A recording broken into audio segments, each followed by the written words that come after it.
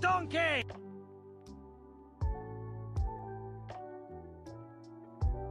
What up, everybody? We back!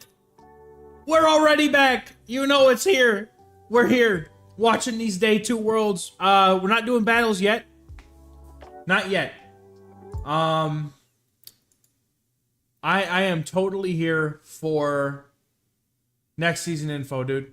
We are so back. We are so back. Had to enjoy some time with the wife. Played some Pal World. Had a good time. Got to enjoy Thunderstorm while it was here. Now it's gone. And we are here. And we're going to enjoy the rest of this stream together. We're going to play the battles. We're going to catch up. And then if I feel awake enough, we are going to play Go Battle League. If I do not feel awake enough, we are going to just sit here and stare at the screen until it is time for the update news to drop. Which should be happening in an hour and 15 minutes from now. So hopefully we'll be able to make it happen. I'm really interested to see what this news is going to be. So strap in, folks. We're getting in. We're going to get straight into the next matchup that we where we left off. If I could get it to... There we go. Change the meta. My goodness, that is quiet. Something like that. So I feel like these global travelers have a little... Inadequance! Oh, he's here. All right. Little bit more seasoned. Yeah, I got a trivia question for you too, Butters. Okay. All right, I know you're the spice man, right? So you love spice. The rewards should still be available, Mr. McLean. You should be able to get, as long as you can grab the stream on Twitch. You get the stream on Twitch. You watch it for 30 minutes. And as long as you are able to get that day one research, that's what you're looking for. I love that Inadequance went in with the Giratina, bro. I love it. I love it. At EUIC, and then LNDS Kyon was the trainer to get that Wigglytuff is going to be a problem for Dan. He was for sure. Right there, Inadequance, but got legend. Let's go. Let's go. Mr. McLean, what you could also do is throw the stream up, mute the Twitch stream, and just keep the keep the Twitch stream in front. And then just watch with us. I had Lantern, Clodsire. You have to connect your Pokemon Go account to your Trainer Club account, otherwise it won't work. I can't get the drops because I can't get my Trainer Club account to properly log in. So to Palasha, right? Maybe to Kyon as well. Who? no, this is a strawberry or a cherry fudge smoothie. It's so damn good, dude. Just what I needed to make it through this last hour and a half or so. During this season, got third place there with that Shadow Maximum. That's a whole different meta than now. Yeah, dude, that Wigglytuff is going to be a problem. We're gonna look at Dane's team. For Dane, dude. Papa went up. Yeah, we are back. We are so back. I respect that Dugong, though. I love Dugong. That Lantern at the brewery, bro. Let's go. Bring me some. Dugong. I think this is one of the first Dugong appearances we've seen at World Championships right now. One of the hardest checks to Gligar for sure, but it's a little bit on the slower pacing. And also, hey, if anybody wants to gift the membership, see what happens. Electric. There's a lot to be desired for it. I'm just gonna throw that out there. If anybody wants to gift a membership, watch what happens. Inadequance's team though, because it's gonna be good against the Gear. Yo, we really do need Cowboy Hat Caterpie though, for real. From the Lantern, it can do things against the Clodsire with that super effective ice damage. It is bulky enough to handle the Wigglytuff because also you can get to your Icy Wind before the Wigglytuff gets to their Icy Wind. Yeah. Yeah, Dugong's gonna have a positive matchup there. He's got to be careful. So I feel like Inadequance is specifically for this matchup pretty happy that he does have that Poliwrath. Once again, it's not the Shadow Poliwrath, it's the normal because you're going to be stronger against Shadow Gligar, which is the variation of choice for Gligar. And they also are going to be a bit more bulky against Feraligatr. We haven't really seen that dynamic much of Championship Series, but the non-Shadow can absorb the Shadow Claw plus Hydro Cannon way better than the Shadow Poliwrath can. Yeah, yeah, it can. I like the choice of Poliwrath because, like you said, I hate Poliwrath. I wish it would leave. I just wish it would go away. Right? Ilip generally even loses that matchup, but you resist every move that the Feraligatr has, except for the fast attack. I hope that it's substantial. I hope that they're gonna give us more than just some move updates. I would like an actual, like, substantial content. Smart choice because otherwise, Riley, get in the Discord, man.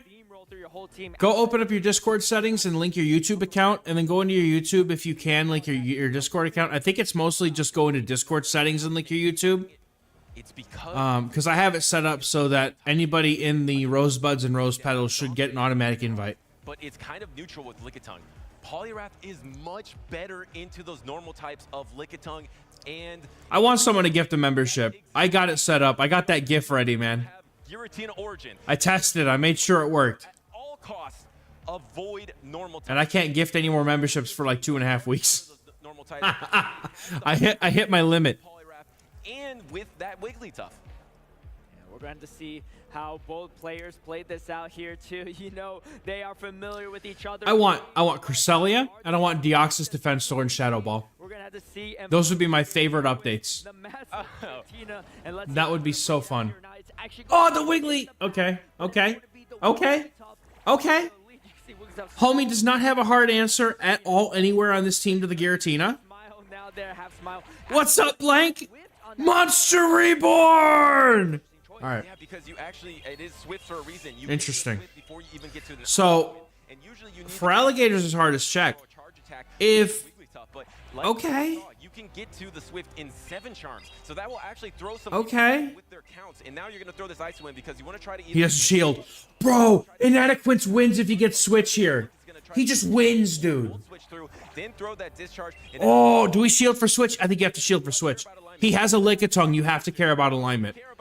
And when you put Giratina in the back, you have to care about alignment. He's got to come in with the Gligar.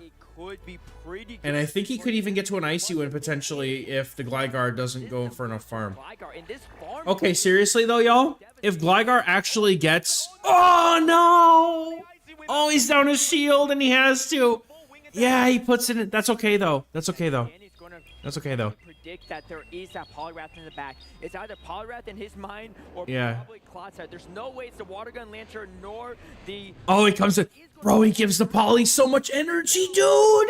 The Feraligatr locked into the Poliwrath. This Poliwrath getting this much energy, this is not good for Dane, dude. It does put him in an awkward spot, though, because even though he has a shield advantage, now he's going to have to start protect shielding Icy Winds, which is already resisted. Yeah. A debuff Yeah. And which the Wigglytuff This is a early bad on, spot to be in for Danny, dude. Inadequance so far has been icy wins, and here comes another one. He can't. He doesn't want to shield it, but he has to. Wants to save it for that Shadow Gligar, throwing the Hydro Cannon, and Inadequance letting this go, knowing that maybe he's gonna be able to get to the next icy win and absorb this. No, he's gonna farm down, bro. He's gonna farm down. This is actually looking kind of tough for Inadequance here because yes, he's going to get to this icy win. Yep. Yep. Yep. Yep. This Gligar still has energy. The debuff is going to be crucial because now it forces Dane to potentially go for that dig instead of aerial. Let's see if the aerial is Yeah, he can't pivot out. It's going to get one more counter through before it happens. You can see Inadequate shaking his head. Oh no, he's not gonna get to 2 moves. He doesn't do it. He can't get it. Yep. Yep. And it looks like Dane is going to actually take the first game off at an Damn, dude. Having to shield that Wiggly is unfortunate. I don't think he would have been able to take the wing attack plus aerial ace, so that is It's not GBL. It's the show 6, but yeah, this is Worlds. This is go play Pokemon Worlds. How many reviews have there been for frame drops? I haven't seen any frame drops yet, but we've seen some 1-turn lag, but it hasn't been like the issues at Worlds have so far not been super awful, which has been kind of nice to see. I just wish that it would work for everybody else that way. You would have been really strong against that back line of Danny. Yeah, that's right, because, you know, Dude. the is only neutral into that Giratina, so even the Giratina... Inadequance, like, he had the alignment he needed, but that damn Gligar, like, him not getting to that Icy Wind here really, really killed it for him. Would have definitely changed things. Okay. That Icy Wind landing right there, that or getting a shield would have made the game for Inadequance 100%. There's no reason for him to 100%. Swipe back for switch advantage and give it up. So I get why he made that call here. Going for that counter down. Dane actually making the right call to not shield the Icy Wind and saying, you know what, I'm going to put everything on the... Gotta go to bed. All right, Master. Have a good one, man. Appreciate you for hanging out with us, dude. Proven wise.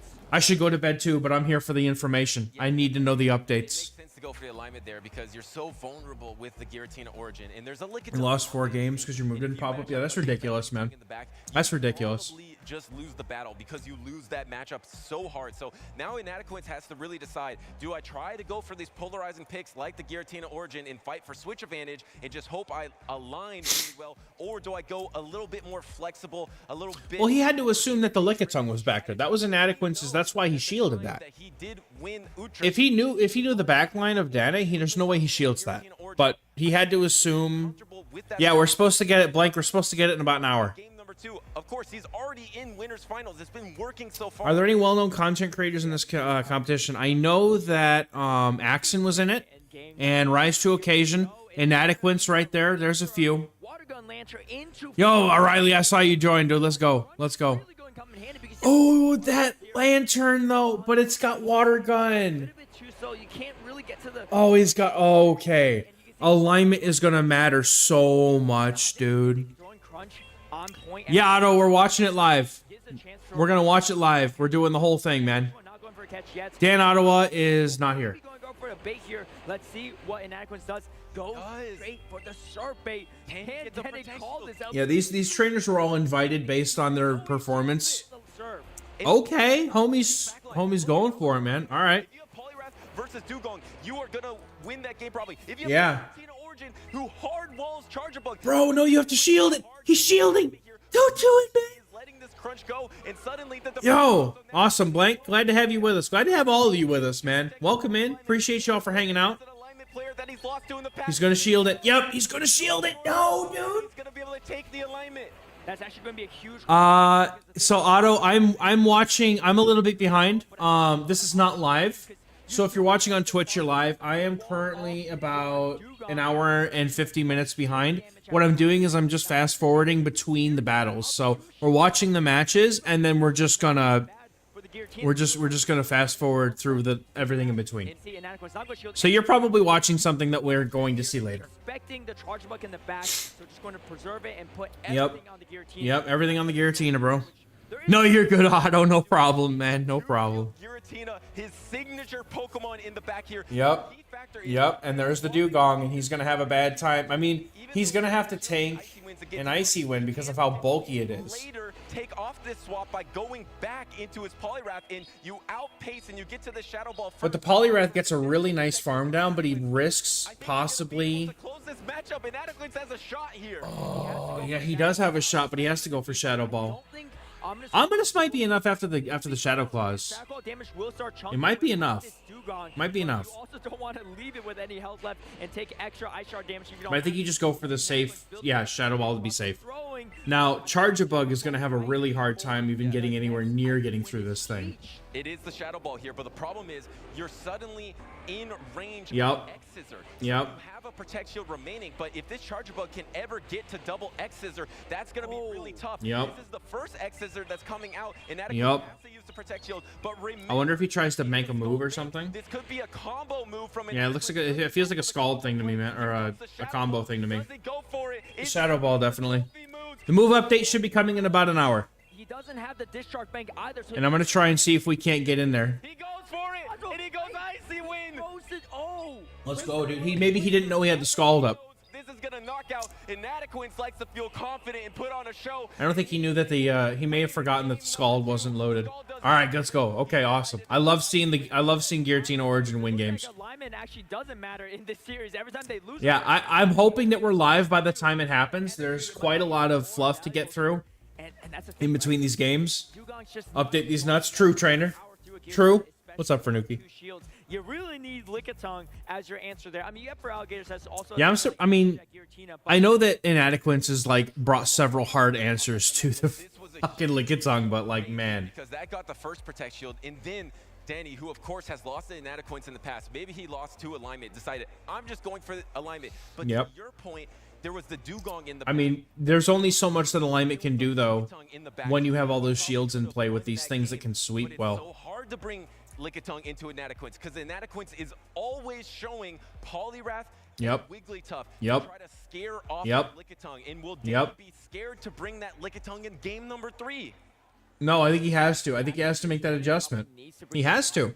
He's using Feraligator's Giratina answer, and it keeps missing the Giratina. You want to kind of dance around that Water Gun, Lantern, Skarmory, but we haven't seen Skarmory come to play yet. I mean, you got Feraligator, Chargebug, both really strong in that Skarmory. Even Annihilate has played with shields up there too. So maybe if you're hoping that Inadequance doesn't bring the Skarmory, your Glider could come and do Hoping. damage. But Coping and hoping. dancing around these matchups there too. I mean, Is there truly a difference? back it would have been over, but the odds of it being Lickitung is on the smaller end too, and saying, you know what, I'm I gonna don't go know, for the man. shield advantage. I mean, Lickitung isn't that bad into this team. It really isn't. Like, Hey, Wiggly, yeah, sucks. Polly, I mean, it's okay. You can still fake a Power Whip and still get a shield out of him. It's a very unique playstyle, and it's not necessarily like a Bastiodon Razor Leaf playstyle, but it is polarizing, alignment dependent, and you. It's polarizing around the things that beat Giratina. He brought like the strongest. the game. We are going answer to it. to game number 3, but I think Dane. Yeah, Bonsai, we're playing. Yeah, this is Pokemon Go. Yep. Those first 2 games. Yep. I expect that in game number 3. How does Inadequance handle that to either get the alignment or the shield advantage if he wants to move on to day number 2? Well, I think we see the Lickitung for sure in game number 3. 2 games to Giratina. You can't let that go rampant anymore, especially in the hands of Inadequance. Okay, we got Lantern again. He brought the Lickitung this time. He didn't even bring it. Bro completely mind gamed him and didn't even bother bringing the Tina, bro. A Surf and a Thunderbolt in time. Didn't even bother bringing it, dude. All right, so he's got Poliwrath in the back, but there's Charge-a-Bug and Lickitung, so he needs alignment here, man. Thunderbolt this time, expecting that play too. It's going to be a big mind game. I mean, the Clodsire could sweep. I could see it. Dene calling here is the real question, and is he shields left. Okay, we shield the Surf. Oh no! And Huge. now, do we see Inadequance pivot? Because as you can see in the back line, there is no Giratina Origin. Do you try to pivot into the Poliwrath? No, he just wants 2 shields and just lets the Lantern go. That's his game. That's his whole plan here. To the rest of the team, or do you just let your Lantern get to this Thunderbolt, take Yeah. the Protect Shield? Dane, Yeah. are you gonna do it Take alignment or take the shields, man. That's what you do. for Alligator? He's He's gonna do it again, and he lost. It's the same exact thing, and he lost to it last time. He's making the mistake, man. Working a bit because he doesn't have the Giratina Origin. Yeah, he's totally chilling. He just comes up with the. Yep. Yep. Yep. Oh, this Yep. Clodsire looks so scary for this back line. This Clodsire's gonna destroy this man, dude. Maybe this Giratina for a 3rd time, but no, it's actually the Clodsire. It's gonna destroy his soul, man. Into this backline looks absolutely disgusting here. The Chargebug It really does, though, dude. That Charge-a-Bug is gonna be so sad. pretty much outbolts the Lickitung. I'm Uh-huh. used to that. And here comes the farm down. You have Yep. two protect shields, like you mentioned. Yep. The Cloudsire's got a hard Bring it in, buddy. charge bug. Yep. Throw the Scald here. All right, This he time goes for the Scald here. like he did in that game number 2, decides to throw the Scald. Scald is 30% chance to get that debuff. Does he land the debuff onto that charger bug? And no, he doesn't get it, but it doesn't really matter because you're going into Cloudfire. I like how he got one extra counter before And he's got to bring in the Lickitung and 2-0 shields. He's completely boned, dude. And he knows it. And he knows it. Yeah. And he knows it. Over. I know there's still Yup. a lot of health left, but it is over. Cloudsire's gonna sweep. It's done, man. How much health it has, and the earthquake damage just adds. He's just going for 2 stone edges here, I think. 2 shields on his side, Inadequance. Yeah, dude. I love Inadequance because he plays Tina, and I love when people play Tina. You're using the protect shields here because Oh, you have to. Why not? You have to. Matter of time for Inadequance. You just have to finish. Yeah, he knows. Go for the stone edges. Protect shield, another body. Also, welcome back, Nathan. Here because he knows that earthquake is not enough. You might as well go for the double stone edge. But the Yeah, two for sure, dude. know each other well. Have a moment to chat it out. Dene was I'm not in it. I wish I was, but I have not had the chance to go to any of the regional tournaments. There's a list of people in it, but I don't have access to the list off the top of my head. I'd have to go find it. completely different, unique playstyle. It's absolutely wonderful. But these are all of the top trainers from the Play Pokemon GO circuit from the regionals this year and international championships. No matter how much energy you have, So these are all the top players in the world. one of the Homeslice said Clodsire sucks. How dare he? harder than Glide. How dare he? You can see Clodsire's my boy. Don't you dump on my boy, Homeslice. He doesn't mind losing Can't do it. to a fellow EU No, why are we over farming? Inadequate, stop playing with your food and just let it happen. He's earthquaking. What a guy. Come on. Come on. Goes. There we go. There it is. Four Inadequance, reverse sweeps. All right, hold up. I gotta throw up a sound bend for him. Mental There it is. toll on the opponent because of this play style of having. All right, so that game's over. We're gonna skip to the next one now. Could be in the back, could not be in. So much for your time and here's This is replays. Yeah. Leo All right, what we got next? has had some success. Babyface and Leo Geo. Okay. Rocha Babyface, we've seen many times before on stream. Not So okay. Mexico. Any specific Pokemon you wanted to call out here, Soph? I think the regular Wizcat. Bro, I'm so sick of seeing Lickitung on like every team though. We've been singing more Quagsire. And I appreciate that, Bonzi. Thank you. One day I'm gonna try to get out to a regional or maybe an international championship. The problem is that I haven't had anything that's local enough for me to go without like having to use paid time off of work, which I don't have any right now. Because I'm using all of my paid time off to go make trips to visit my family whenever I can. So hopefully I'll be able to get up and into one of these events soon. Maybe get on stream and put on a show for y'all. But for now, I'm good with just watching Worlds. Honestly, these trainers are so like at least a cut or two above me, man. I mean, I consider myself pretty decent, but these trainers are like next level by far. With Leo Geo there, he is running the I appreciate that, man. That's nice of you. Thank you. Shadow Quagsire seems to be the preferred mud boy of choice. You were talking about it. Well, yeah, they nerfed Scald to 30%. We see it racing to those aqua Quag is the man. incredibly fast. Swag. Swagsire. It is going to be the fastest charge attack in the game that you can get to. Let's take a look at the team charge. Greedon has a would like to have a word for you. A word with you. Yeah, look at that Cresselia. Papa, go ahead and drop a gifted membership. Somebody gift a membership. Watch what happens. I fixed it up. I made it good. I promise it'll be worth it. Which means that this Cresselia, whereas it would be pretty safe otherwise into the. I'm expecting a rollout buff based on the information that they've given us so far, and it seems like Wigglytuff is gonna get rollout. Like that just seems likely. And I'm conflicted there because like I prefer not to have Charm on Wigglytuff because it makes it less obnoxious. But then it's like rollout. with their Annihilate, but I don't think it ended up. They're giving it rollout. I'm really interested to see whether Rocha Babyface is able to make use. That's all right, man. Keep working on improving your gameplay. You know, focus on fixing the things that you need to improve on if you have any. You'll get there one day. You'll get there one day. Yeah, Talonflame is really interesting because it has certain Pokemon that it absolutely hard walls. It's going to perform so nicely into especially those Cresselias where it's only typically using Grass Knot and Moonblast. Now that said, there are still all right, how long we got to go till we get some games here? Against, particularly that of Lantern. Of course. Now every time I go to check, it's like, oh, okay, now the games are starting. down Cresselia. That's right. Well, I think these trainers are pretty much locked in, so we're about to jump right into this Come on. game one. Come on. I think Rocha Baby Talon Flame and Altaria. That's a terrible lead. Holy shit. type Altaria. Everybody's got the Lickitung, dude. I'm so tired of seeing that damn thing. I really am. Oh, he's got the Brave Bird tech. Oh, but his opponent's gonna know that though. His opponent's gonna know that though. Oh, and he shields. He gets the fucking shield. Does Got him. Protect shield. Leo Geo maybe potentially worried about a Brave Bird. Got him. Rocha Baby Face a little bit of energy there by baiting with the fly, continuing to stay in this match. Oh, there we go. There he goes, Nacho. There we go. We got it, dude. Thank you, Nacho. Appreciate you, homie.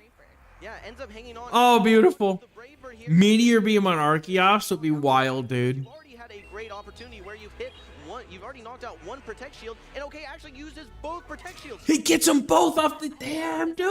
Many trainers go down 2 Protect Shields with I'm glad you thought it was worth, man. It took me like an hour to figure out how to do it, but I'm glad I figured it out. Babyface's second Pokemon. It is that Lickitung Moonblast coming. Okay, through. but that Wants to maintain this that advantage. that Annihilate with shield advantage is gonna just absolutely just mess this dude up. Sorry for manifesting. In already getting these counters and tries to A low Eradicate Shadow Claw. That would be interesting, actually. I would be into that. I'd be down. Flash is going to be doing too much damage, but I want them to give a shitload of stuff to stuff that doesn't actually have it. Like, oh, he's gonna have to shield. No, bro, he's gonna need to do it. Yeah, this is Oh, we need the close combat Annihilates to start coming out, man. with your fast attacks. And we do see the Protect Shield come out. Keep in mind, no Protect Shields remaining for Leo Geo. Trying to desperately get to this Power Whip. Will we see... Oh, he doesn't make it. No. He has to double shield it, but he just Shadow Balls the Come out of this matchup with a the ton- Quagsire if he can. right, and we all know that the And he's got a whole. Oh, he's got like half a Lickitung left. I'm not. No, he's good, man. more than I don't think there's any way that he loses this game, to be honest. Come in. I don't think Rocha Babyface has seen the Nothing is going to want to absorb the energy of this Annihilate at all. Okay, here comes the Quagsire. Yep. Again, it's Yep. Shadow, so it's gonna be Yep. taking 20% more Yep. damage from attacks. Rocha Babyface, no shields are down, can go straight for this. Yep. I don't know if it's going to be enough to knock out, but keep in mind exactly. He's gonna have a Night Slash loaded right after he fires us off. He can go straight for it, man. Right into the Lickitung. Nice swap, dude. This Aqua Tail, what Nice swap. That's right. Lickitung can take the energy, no problem. And Yep. Lickitung also has quite Yep. a bit of energy itself. Already has more of Yep. more than a body slam stored, so just gonna farm up a little bit before taking. Nice timing. Yeah, he's like, no, dude. Yeah, no, he absolutely did that. before this Quagsire He got it. able to reach the next Aqua Tail, throws Body Slam, and this will be plenty to knock out. You go into this next matchup with Nice. Altaria There we is go. all that's Now the Altaria is getting a farm down though. That's going to be dangerous. You got to get it in Night Slash range like immediately, to go. or he has to be. Rocha Babyface farmed up to almost 100. I think that this will be it. The Shadow Ball on the Quagsire, so I think all you have to do. I think that'll be it. I think he'll be close enough. Yeah, he's in Night Slash range for sure, dude. Attack ready to go. Is the Night Slash Yep. ready to Got go? him. Indeed it is. Got him. Be enough to knock That's out. it. Game number 1 will be going to Rocha Babyface. Great over farming in every scenario that we saw, not just with the Annihilate, with the Got him. as well. Always over. That was nicely done, bro. Having a That was chance nicely for that done. next matchup. Text- That's all right, man. Ace. So focus on move counts, right? Knowing the fast move, charge move counts, and then also start working on optimizing your fast move, charge move timing. Those two things by themselves will get you up to veteran and expert, no problem.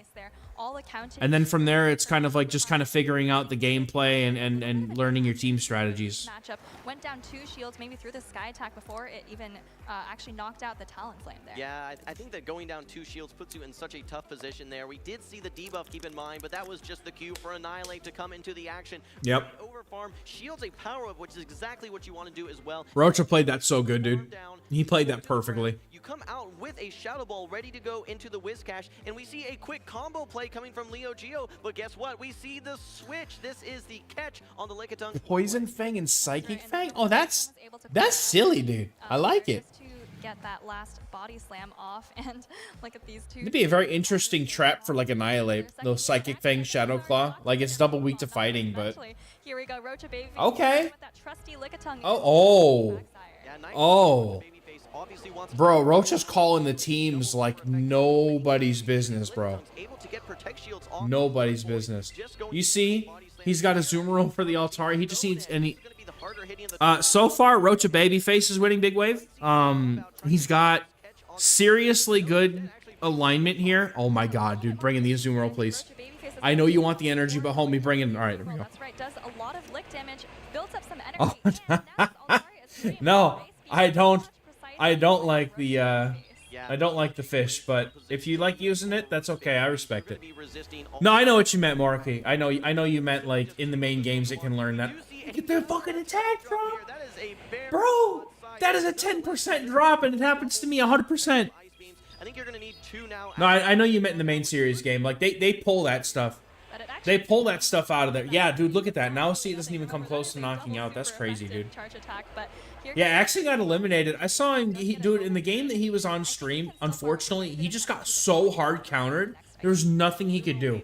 I am personally putting the blame on Registeel. I feel like Registeel is just not good. Not quite to Like everybody who has been using Registeel, every time they use it, it's been in such an awkward spot. Leo Geo, but Outside of like maybe 1 or 2 games that I've seen it. attack debuffed. Okay. You're gonna probably be seeing this Lickitung. So he gets the Altari out of the way, I think Roach and now he's got absolutely no answer for the Annihilate. if he did not get that Moonblast even. At all. Okay, Azumarill still comes At in with all. quite a bit of energy. You still have a very healthy Annihilate in the back and a Lickitung with a lot of energy, but now you're able to get this Annihilate onto the field. Yeah, I don't have the full standings in front of me. I imagine that they'll probably give us a standings update at some point. Before Rocha Babyface's Annihilate is able to reach this Night Slash, we have still not seen any boost. I called the Moonblast debuff earlier. Can I call the Night Slash? Not this time. Not this time. Alright, Oh, man. coming through from Yep, he's keeping that Annihilate on lock, bro. investing in this Annihilate He's pressure. keeping it on lock, bro. He's got so much energy on that freaking Lickitung, too. What happened brings in that Quagsire. Yeah, Oh, I he doesn't even like care, the dude. shield specifically because Yep. you need to get It's this an fast Aquitaine, let pressure that go. from this Annihilate onto this Quagsire. Quagsire initially actually was able to launch. You're gonna get another shield off of this thing down real, here in the real late game, fast. Trying to close this match out, but it needs to get through this Annihilate, and there's Yep. still the Lickitung and Yep. Azumarill hanging out in the back as well. Yep. This is a tough task for I mean, you get it down near The kinds of situations body slam range, where honestly. Annihilate just shows why it is the superior fighting type Pokemon. Look at how much Yeah, damage lets all it go. these counters are That's doing. the right call, I Pressure think. your Pokemon, the opponent to throw all their energy in order just to avoid taking the Yep. fast attack pressure. Rocha Babyface brings Yep. back the Lickitung. Remember, Nice. has Goes so rips the much body energy. slam. Has another one loaded anyway. Swapped out.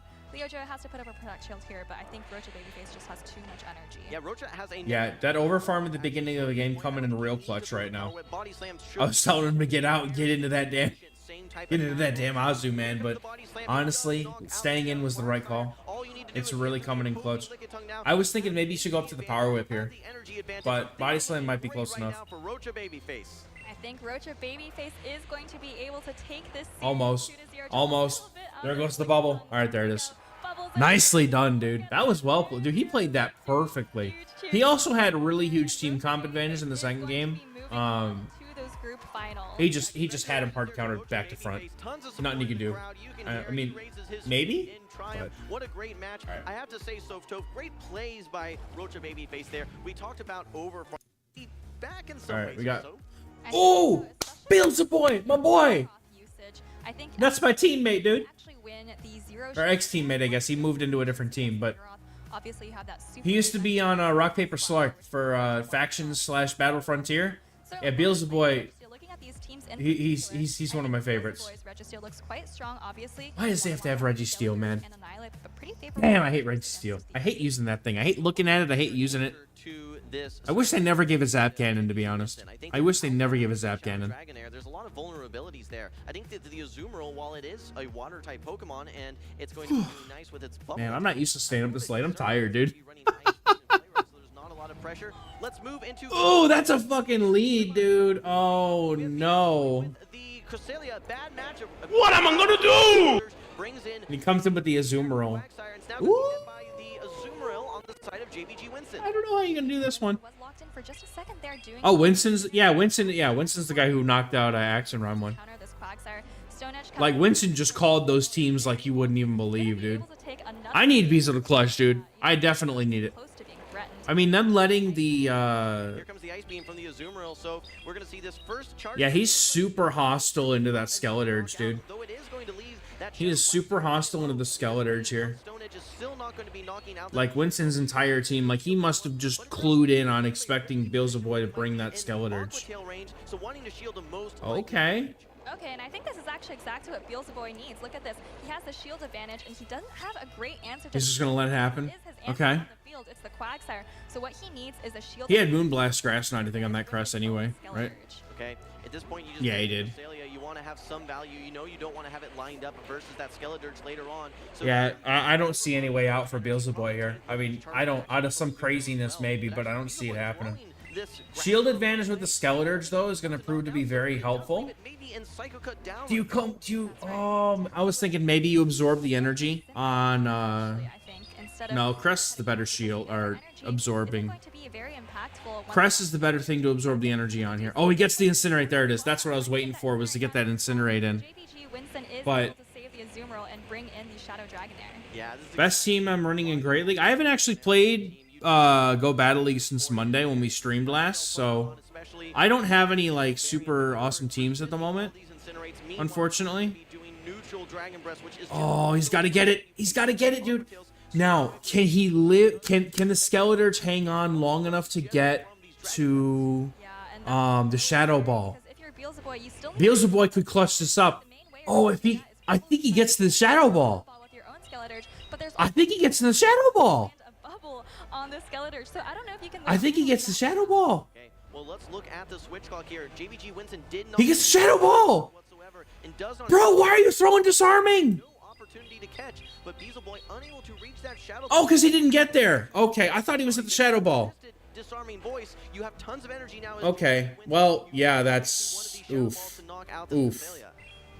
I thought he was going to be at that Shadow Ball. I'm like, why are you throwing it? Hold on. Hold on. I think Beelzebub is kind of conceding the match here and potentially hoping Wait a minute. to call a bait there. One more. I gotta go check this on myself. To get to either, so no. Winston did not wait out the switch clock whatsoever. No, okay, no, he didn't make it. No, dude. Oh, that sucks. That sucks. Able to take that first game. That sucks. I think that game was actually a lot closer. Spring rolls, those sound good right now, man. A little bit more health would have been able to get off a Shadow Ball. Oh man, that's rough. I mean that whole game was like very, very far out of Beelzebub's favor. He almost made it. He was one Incinerate off, dude. Just maintaining alignment where you need to maintain alignment and making some good reads there. Now that said, as Beelzebub, you really need to recuperate here in game number 2. You need you got to make them reads, man. My answer. I need to have some sort of more. He's triple strong into your Skeledirge. He's scared of it. He knows it. Pivot, but he knows it. Like the shield from JBGWinston on the but like that's Winston though. Like he sees that. Like he sees his team as triple weak to Skeledirge, and so he brings Skeledirge and the other two things on his team that just dump on the Skeledirge. From JBGWinston was actually Beelzebub's potential win condition, right? He actually led weak to Skeledirge and had his own Skeledirge in the back. He might be. The way he's been playing the last couple rounds, I definitely think that he could be a favorite here. Look at that replay. We see that he has been playing out of his, like he's been reading teams out of his mind today. Pokemon. It has access to not only Incinerate, which is going to be the hardest hitting and highest energy generation attack in the game if you're looking at both elements. It has access to the same type attack bonus Shadow Ball, and then a relatively cheap charge attack with Disarming Voice. Has some pretty decent coverage, helps it cover up some of those weaknesses, especially to dark type Pokemon as well. Yeah. So I really like Skeledirge as a pick, and it's interesting to see Skeledirge on both of these teams. I don't think we've seen really any Registeel action though. Maybe a hard pick to justify. I mean, I'm fine with not seeing Registeel action, to be honest. Maybe worth a second look. I think this matchup is pretty much the Skeledirge show at this point, looking pretty strong on both sides. Beelzebub pretty much only has the Quagsire, maybe the Mandibuzz as well, although Skeledirge... I would consider Mandibuzz as a good answer to it. And Vigoroth honestly isn't too terrible either. Really only answered by the He's how I feel every day. True, dude. True, dude. He's really thinking. Just brought Skeledirge and 2 Skeledirge. He is so damn good, though. Good call out there. So he is so damn good at this game. No, still some decisions to be made. So while we're waiting here, one matchup specifically that I find very interesting is the Shadow Dragonair into the Registeel matchup. Obviously resisted Dragon Breath, and they're both one-turn attacks. Let's see if that one ends up playing out. We do have official lock-in here. We're moving into... All right, let's see what we got. This is it here. Beelzebub needs to win this matchup to avoid moving down to the loser's bracket. Okay, well, he gets the crest into the Azumarill. That's solid. JBGWinston's Azumarill. Okay. one, and JBGWinston actually brings in the Shadow Dragonair here. Doesn't even have a great matchup into the Cresselia. Looks like Beelzebub is going for a Grass Knot bait here. Very risky. Yep, Saves he one shields it. Sayaka and does pull the shields. Now he outpaces, I think, or comes close to it. You got to keep Crest here because nothing else you have here can really deal with. He could, if he gets the second shield, he could come in with the Quagsire and go for a Stone Edge. But he really doesn't have. Dealing with this Dragonair is actually a Really doesn't have a super solid answer to this thing. Maybe you just wanna I get some advantage. You can get off your next I Moonblast. actually don't know who I want to Does win it love all, this to be body completely slam throw, honest. and maybe just gonna. Oh, actually baits again Why with are the we Grass going with the Knot. Grass Knot again then? I think that he's expecting, okay, well, I'm Okay. recognizing that I'm staying in with my Cresselia, so Okay. my Shadow Dragonair must Okay, come in with the Quag, I like it. recognition by Beelzebub there. Now Okay. actually brings in this Shadow Quagsire. The challenge that you have here, though, is no Mud Bomb. You have to race all the way to this Stone Yep. Edge in order to get any Yep. neutral damage into the Dragonair. But now his best answer to the Azumarill is gone, dude. Shadow Dragonair, and it gets shielded actually. Stone Edge ready to go, And it catches on the Azumarill. Yep. Gets the bubble through as well. And Quagsire is going to be It's good. It's a good lead, but not everything is on the leads, man. It can always come down to what's in the back. Bring in the Azumarill pretty much unpunished, but this is kind of where Beelzebub wants to see it, right? He has the Skeledirge. That's true. He's got shield advantage and he's got a Skeledirge in the back. If he can get his Azumarill low enough, Beelzebub, you just want to get this Stone Edge off. I think the Skeledirge probably still prefers to have its fairy coverage, to be honest. You can do a lot of work. You do need to get some additional damage though into this Azumarill. You are not in a position where you're going to be able to incinerate. Yeah, he all lets the it way go. down without taking a charge attack as well. Maybe that's Yeah. the strategy though, is use that, save that protect shield, incinerate all the way down. Yep. Realistically here, you know that there's that Shadow Dragonair. You just need a disarming voice for that. You don't know what's in the back though, so you want to overfarm as much energy as possible. It sucks to shield this energy, dude. Just a player up. It's not a hydro pump. He's letting it go. I like it, dude. I like him letting that go. Yeah, potentially thinking about. He just calls the Skeledirge in back, right? Threaten this Skeledirge with fast attack. Yeah, dude. But lucky Let's for do it. him, he's about to see that there's going to be a Skeledirge on JBGWinston's side. Pretty much going to get one shot by a Shadow. Clutch it up, buddy. You got this. JBGWinston maybe go for the peekaboo play here. Clutch it up, buddy. You got this. One turn, no, Got it. right away. Not Doesn't matter. ability to Doesn't block matter. there. Just immediately Doesn't goes matter. Shadow Ball. Doesn't Shadow want to Ball's go the safe play. He's got 100 energy. Shadow Ball's the safe play. Absolutely gonna knock out. Here comes the final Yep. one for JBGWinston. Yep. It is his own Skeletor. Yep. Beelzebub with so much. I don't know if the Skeledirge is. I don't know if one Shadow Ball's enough though. I don't know if one's enough. To knock out. Is Here it? comes super effective damage. Bro, it's enough. Let's go, Beelzebub. One hit knock God, there woo! from Beelzebub Skeledirge. That was so good. Series He came back real nice in that game. It feels That like was the energy awesome. That he needed from game one didn't quite pan out. in Dude, game this one. the energy from Skeledirge and this is it's amazing. That's why I love Skeledirge so He much. called it out very early, but Love Skeledirge, dude. had to stay in versus the pivot that we saw from JBGWinston. If you remember, actually brought in that Shadow Dragonair basically right away, and there was. I'm supposed to be there competing. I know, bro. I know. Quagsire, so you stay in Maybe the next time. get Maybe both next time. protect shields, and actually able to catch a Stone Edge. Things were looking pretty decent for JBGWinston. I gotta be able. I gotta be able to make it to an event and actually get the points to be able to compete. Later on to sweep the team. That's my problem. I have to be able to get out and do it. I feel like JBGWinston is bringing the right Pokemon. We definitely need Skeletor. He is, dude. JBGWinston is absolutely calling these Really have to teams. watch out for is getting behind His team reading right now is off the because fucking that's what's charts. allowing Beelzebub to kind of threaten the opposing Pokemon with his own Skeledirge. Well, we've seen lots But like that Skeledirge like invalidates 3 of Winston's Pokemon almost. Like the Registeel, the Cresselia, and the Annihilate were all just completely shut out here. little Registeel we've seen, even in situations where it looks There you on go, Brian. paper, Got it right on the head, man. I Pokemon couldn't do him like that. I couldn't do him like that. That we've seen be so impactful, but Registeel can still hit back. Let's not discount the ability of Registeel to get to things like Zap Cannon, which can do a chunk of damage into most Pokemon. I think if you're Beelzebub, that could be an Put him out there option. 5-0. Absolutely. Azumarill and the Absolutely. Shadow Dragonair have been quite hard to deal with without the Registeel. All right. He's been having to do with, Come on, Beelzebub. play with Come on, Reg. like the Shadow Come on, buddy. Which, don't I'm rooting for you. really well into the Azumarill. If I have one person that I want to win it all, it's this guy right here. Keep it away from the Annihilate. Beelzebub is a homie. Especially into things like Registeel can land rock slides into the Skeledirge as well. And I think what you really want it for is going to be Yo, appreciate you, Pika Force. Thank you so much, homie. versus the Dragon. Thank you, thank you. Counters and actually out 3 months. Dude's been in my community for a lot longer than 3 months. the 12 Thank you so much, man. that the Shadow Dragonair has. But lots We need that Nemo's an official costume, dude, for real. Chef Dirge in actual Go would be huge. what are they going to bring? How do I stay one step ahead? I made that emote myself. I'm so proud of it. It's so good. And winner is going to advance to the Winner takes all. Let's go. What do we got? Looks like Alrighty. the Cresselia, and it's led into the Shadow Dragonair. All right, Bro, well, honestly, Regis backline is gonna go nuts, dude. provides so much pressure. He tries to catch on the Registeel, and in comes. Oh, bro, he's got this so hard. Oh, he's got this on fucking lock, dude. To that Shadow Ball, but no, Registeel has the That's okay. ready to go. Don't forget. That's okay. You can let this go. No problem, dude. For a single stage attack defense, I would have. will we see I would have gone. Huh? Yes, indeed. And this Skeledirge is just incinerating away, has so much energy here, able Oh, I saw that Pika Force. Congratulations, dude. That's awesome. I'm so glad you made it. really looking for Hopefully now you can hit them last 200 and some points up farm down. and get it in. I don't know if you're gonna be able to get that. I don't think you can, but is it worth it? It might be worth. Yeah. I mean, you need, dude. He needs it. Zero shield matchup He with needs that it. energy advantage. Because even if he comes out of this with a shield down, he's getting that shield back immediately if the Dragonair comes back in, no problem, dude. Coming out with a ton of energy. Yeah, he's got energy. Shield deficit. And that's fine. JBGWinston has a lot of struggles that he's going to have here. Probably have to. I don't think he can get to 2 though. I definitely think the Dragonair is gonna farm down for sure. Shadow Talonflame is gonna be disgusting. Voice is coming through. JBGWinston shields it up. Remember, the Skeledirge is Yep. actually debuffed here, but Yep.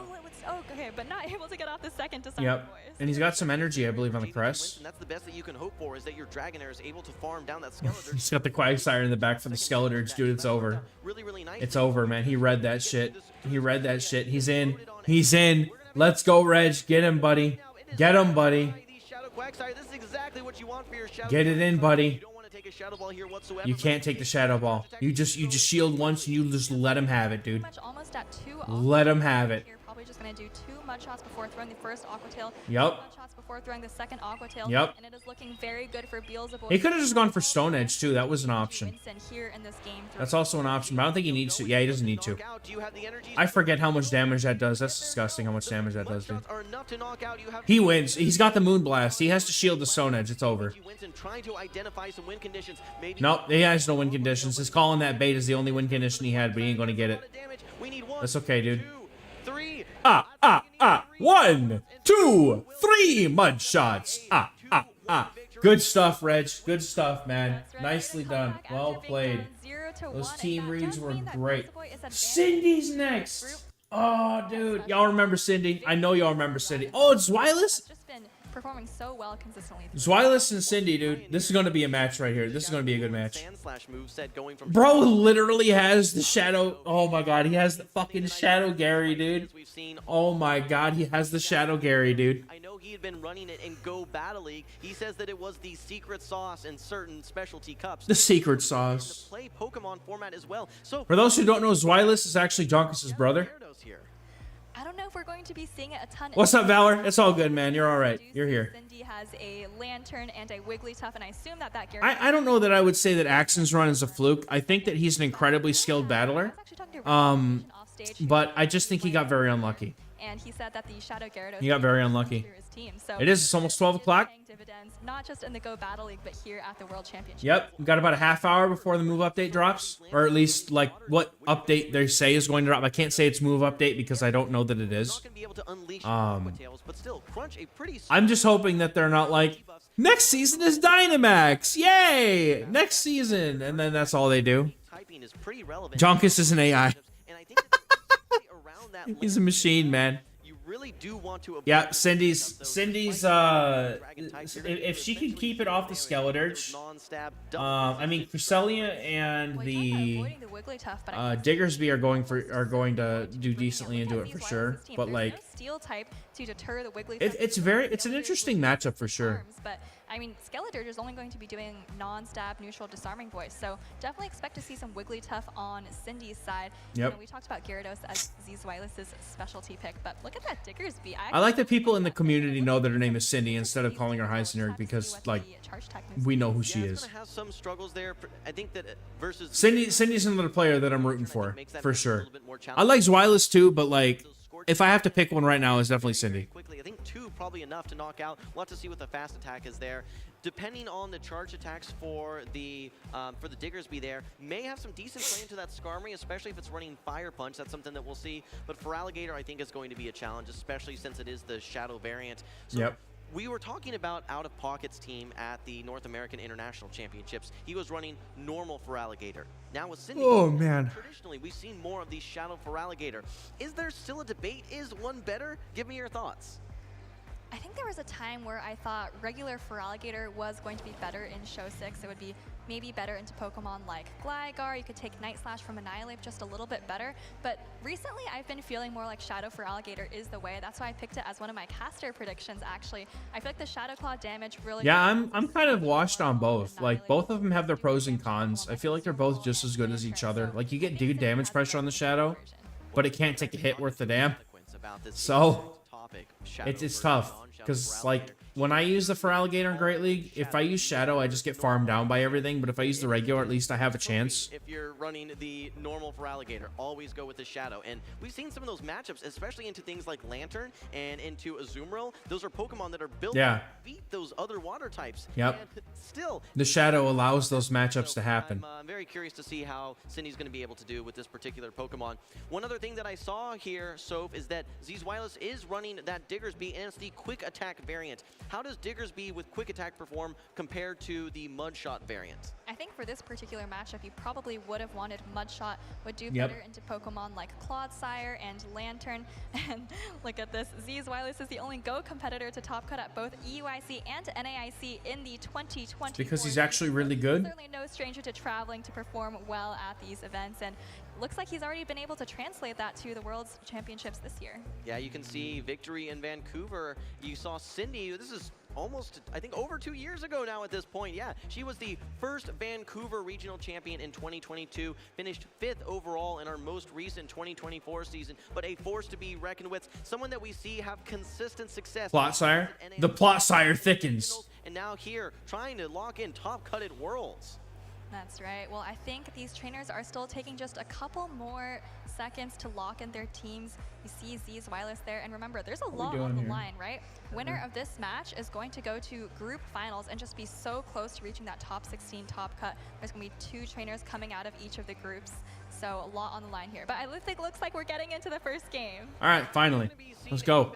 The water type Pokemon. Oh, shit, dude. Shadow for Alligator. Do not discount No. damage from No, Wireless gets it with the Skeletons on its own, dude. on shadow damage. It would not shock me to see both Shadow on shadow violence. for their water type charge attacks. And that's I'm not peeking. I just wanted to see how far behind we were. I'm sure Wireless expects the Hydro Cannon, but throws up the Protect Shield. And his Gyarados is very frail. Looks like... Bro, that Feraligatr is getting ripped in half, dude. Just about to reach another Hydro Cannon. What do you do? Wants to get off this Hydro Cannon. Wants to try and get both Protect Shields, win the Zero Shield matchup. Okay, One shield okay, matchup. okay, Now we see a okay. quick swap into the Skarmory, a bit perplexing here because this is now drawing out the Skeletor, which has such Yeah, a it great is. matchup. The nice thing is you've This already makes it a little one easier. Protect Shield. If you're Okay, so he expecting that shields Protect now. Shield, this is now going to be the He's second forced to Protect shield. Move from the side of Wireless, but like we talked about, Yep. Skeletor, when it's able to get I don't know, can he farm down now? few Pokemon that are able to really do Bro, I can't see the fucking Going to come out of this matchup Okay. with 2 Disarming Yeah, Wounds yeah, ready to that's go. tough.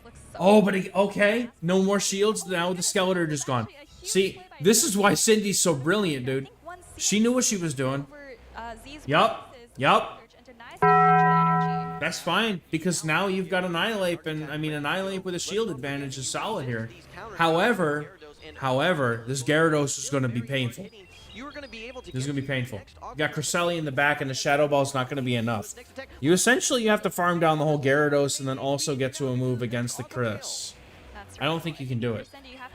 I don't think she's going to be able to do it. She needs a Shadow Ball plus a Night Slash in order to have a chance to get rid of this Crest. You need to land a Shadow Ball plus a Night Slash here, but Yeah. no shields left on the field. Okay, this is going to be very close. You need to get to this grass knot as Wireless. Here comes Yep, the Shadow ain't Ball. happening. Cindy, I think she realizes I need to get to 2 charge attacks, but I'm Yeah, not there. that's Wireless damn. is She so played that really well close. too. Grass knot on his She played that Cresselia. really well. A little bit of the gear Not enough though. remaining. Yes, indeed. Here comes the grass knot from the Cresselia. No Protect Shields remaining for Cindy, and this is going to be enough to knock out and secure game number 1 for Yeah. Wireless. Oof. That's right. Really nice game from Z's Wireless. Honestly, it looked a little bit. I think Cindy played it better, to be honest. I think he had like really favorable alignment the whole way through, and the way that she played almost gave her a chance to win. With the Hydro Cannon banked, so nice heads-up play from her. But I think, you know, I was probably wrong about the Shadow Gyarados. I think it has a lot of play here. Cindy really needs to bring the Wigglytuff because other. If she had brought that Lantern instead of the Gator, dude, that would have been it. The entire team. That would have been it. Just blown away by the Shadow Dragon Breath. Homie just completely disrespected that Lantern. Bonus coming from that Gyarados. It looks like a dragon, but it's not.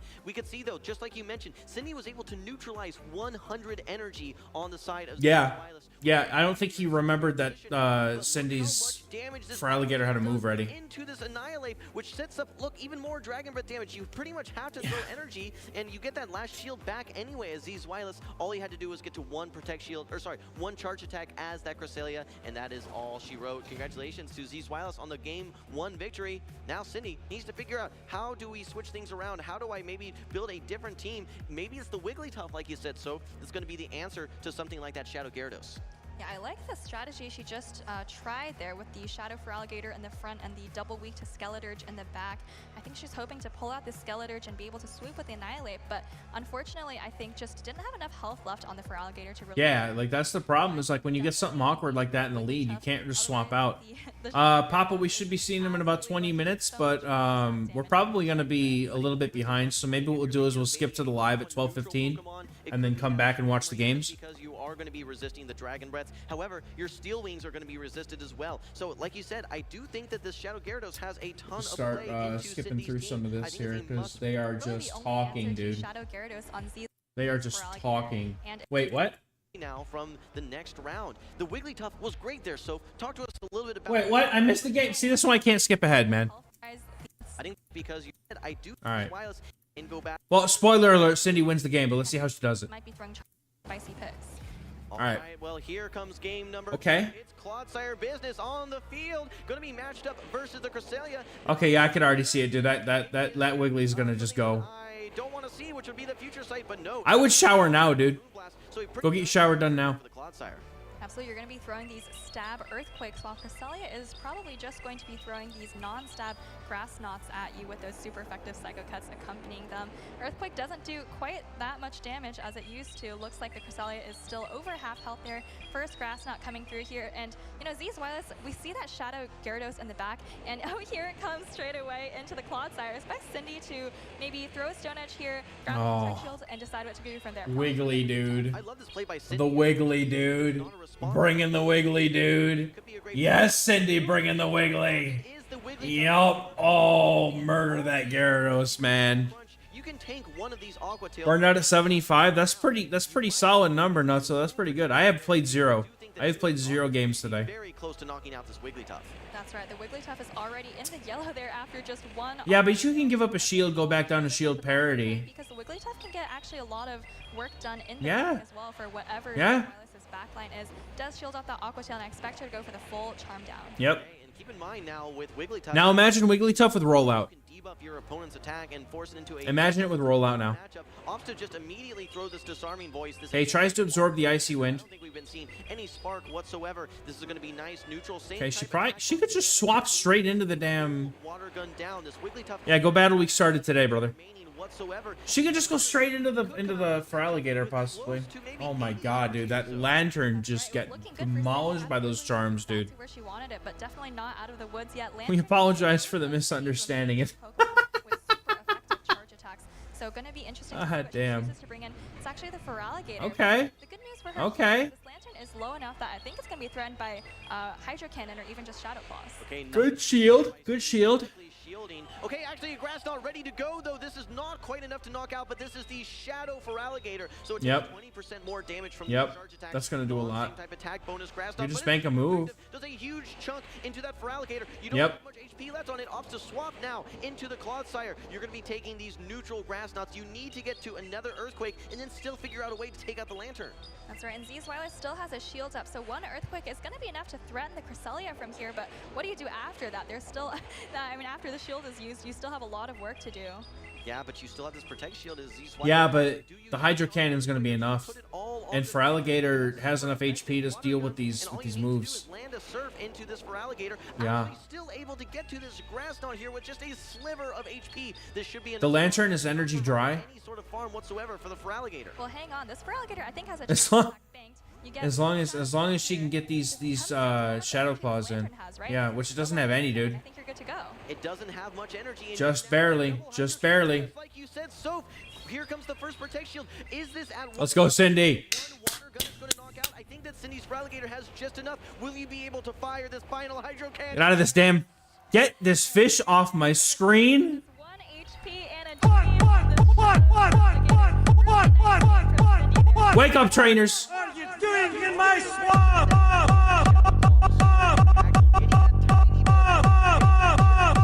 Wake up, trainers. Cindy's Feraligatr to get to that second All right. hydro cannon, and we talked about the strength of the Shadow Feraligatr. Oh, they locking straight in. All right. Not the Shadow Feraligatr. If that's the regular Feraligatr, maybe that hydro cannon. Yeah, no, both of these teams look like quite a little bit of fun. I don't like that Cindy has a damn fish, but Cindy for tying up the series 1-1. I feel like that game just went back and forth. In the Yeah, mid let's- game, I let's felt get like into the Cindy had next such one, a huh? huge advantage. One Alright. game away now from the next round. The Wigglytuff was Shadow Garrett doing too fast to get it. That really. we gotta skip ahead a little bit here. All right, hold up. a repeat of that middle matchup. It's the Shadow Gyarados. Oh shit. And that's exactly Okay. what she wants. But the counter swap. She brings Clodsire into Diggersby. Clodsire. Diggersby is able to deal super effective charge attacks with these Scorching Sands. Okay. You can see a little frustration. I feel like that may have been a misclick or something, maybe. Bring in that Shadow Feraligatr instead. You now have the Maybe not though. These Wireless, that's a lot of damage. Oh, not the attack drop, dude.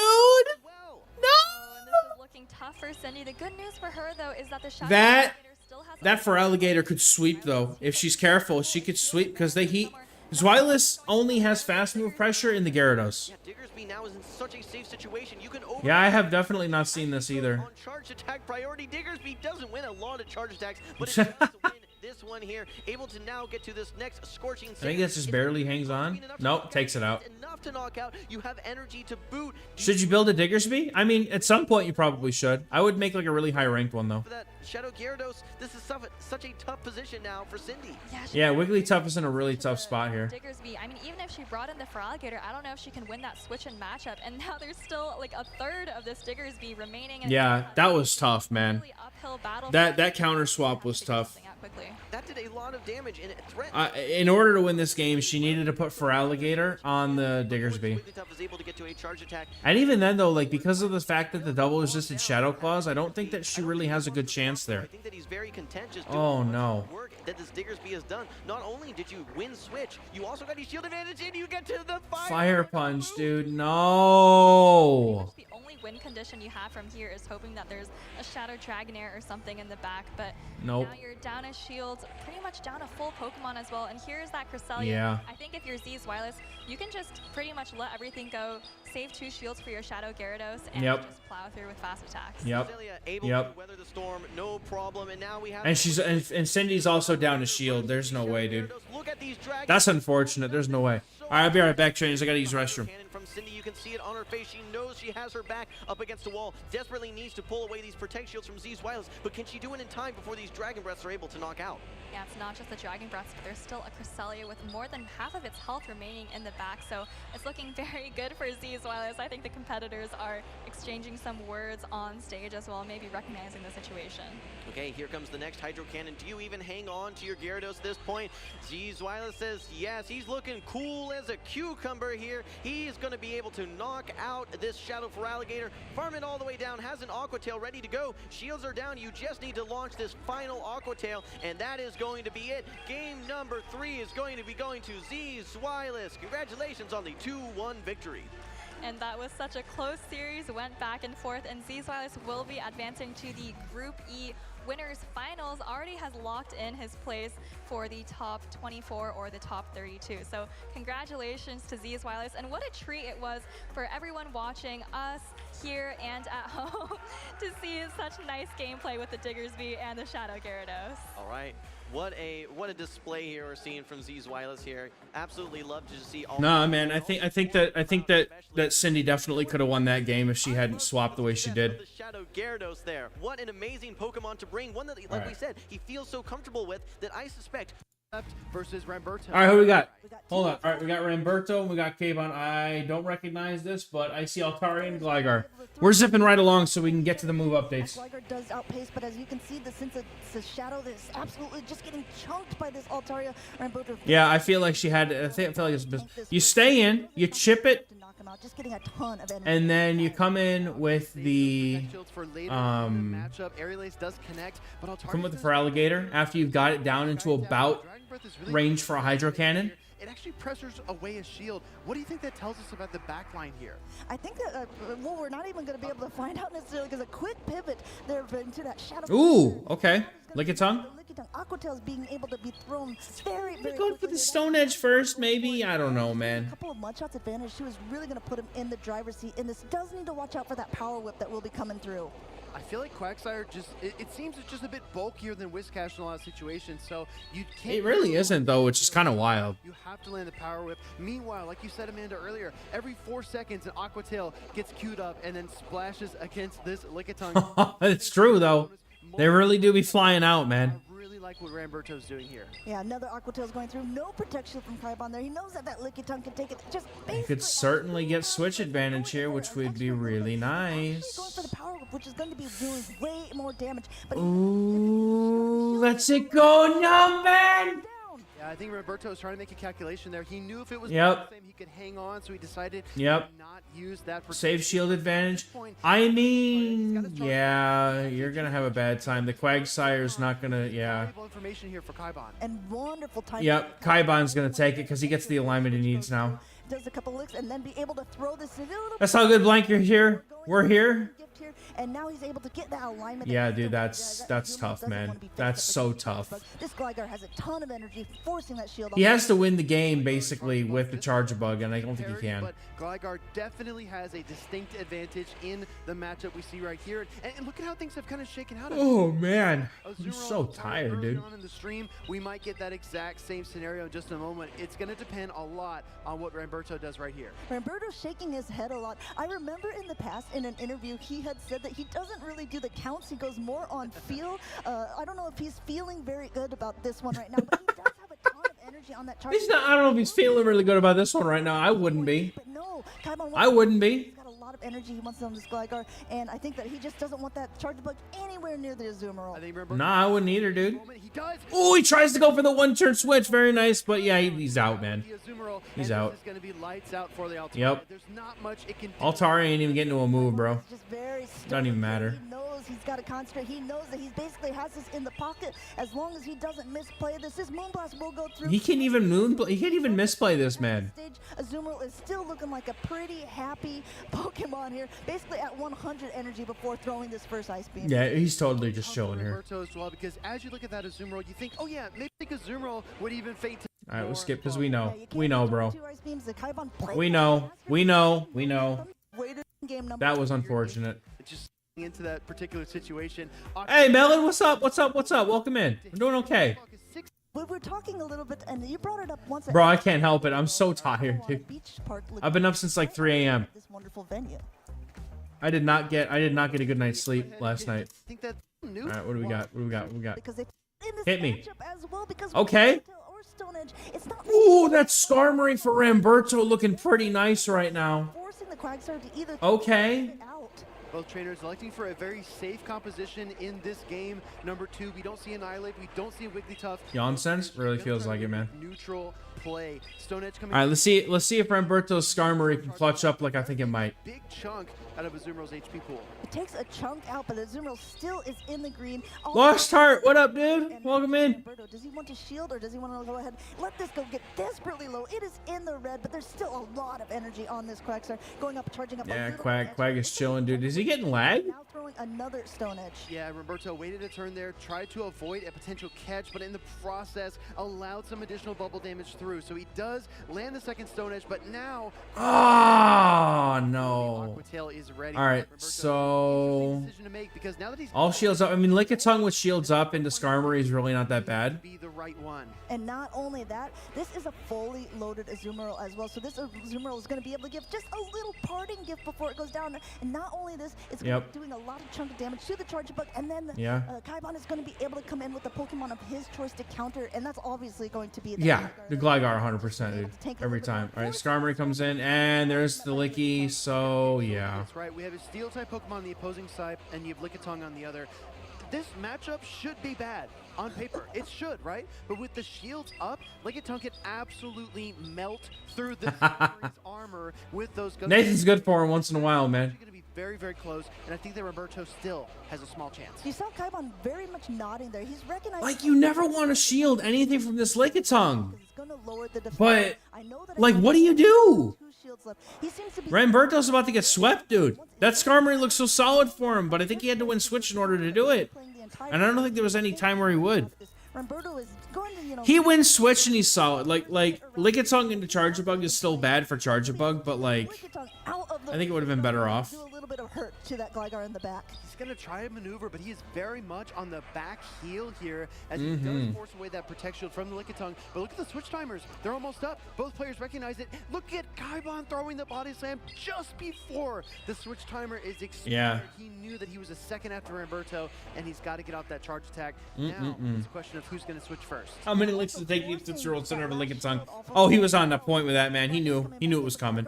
So healthy. This X-Scissor is not going to be doing that much damage. Kybon wins this, dude. You want to be going for the fuck. A little bit quicker, but Gligar now is just going to be able to charge away. Going to be able to get to Monroe right before it throws.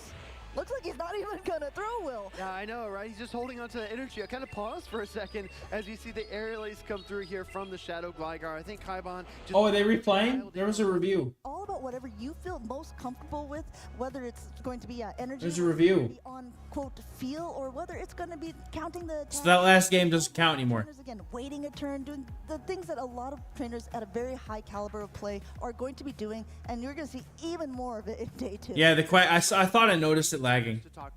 I guess he just wants to make sure it wasn't like the game lagging. For all the fast and Charles to text. All right, what do we get?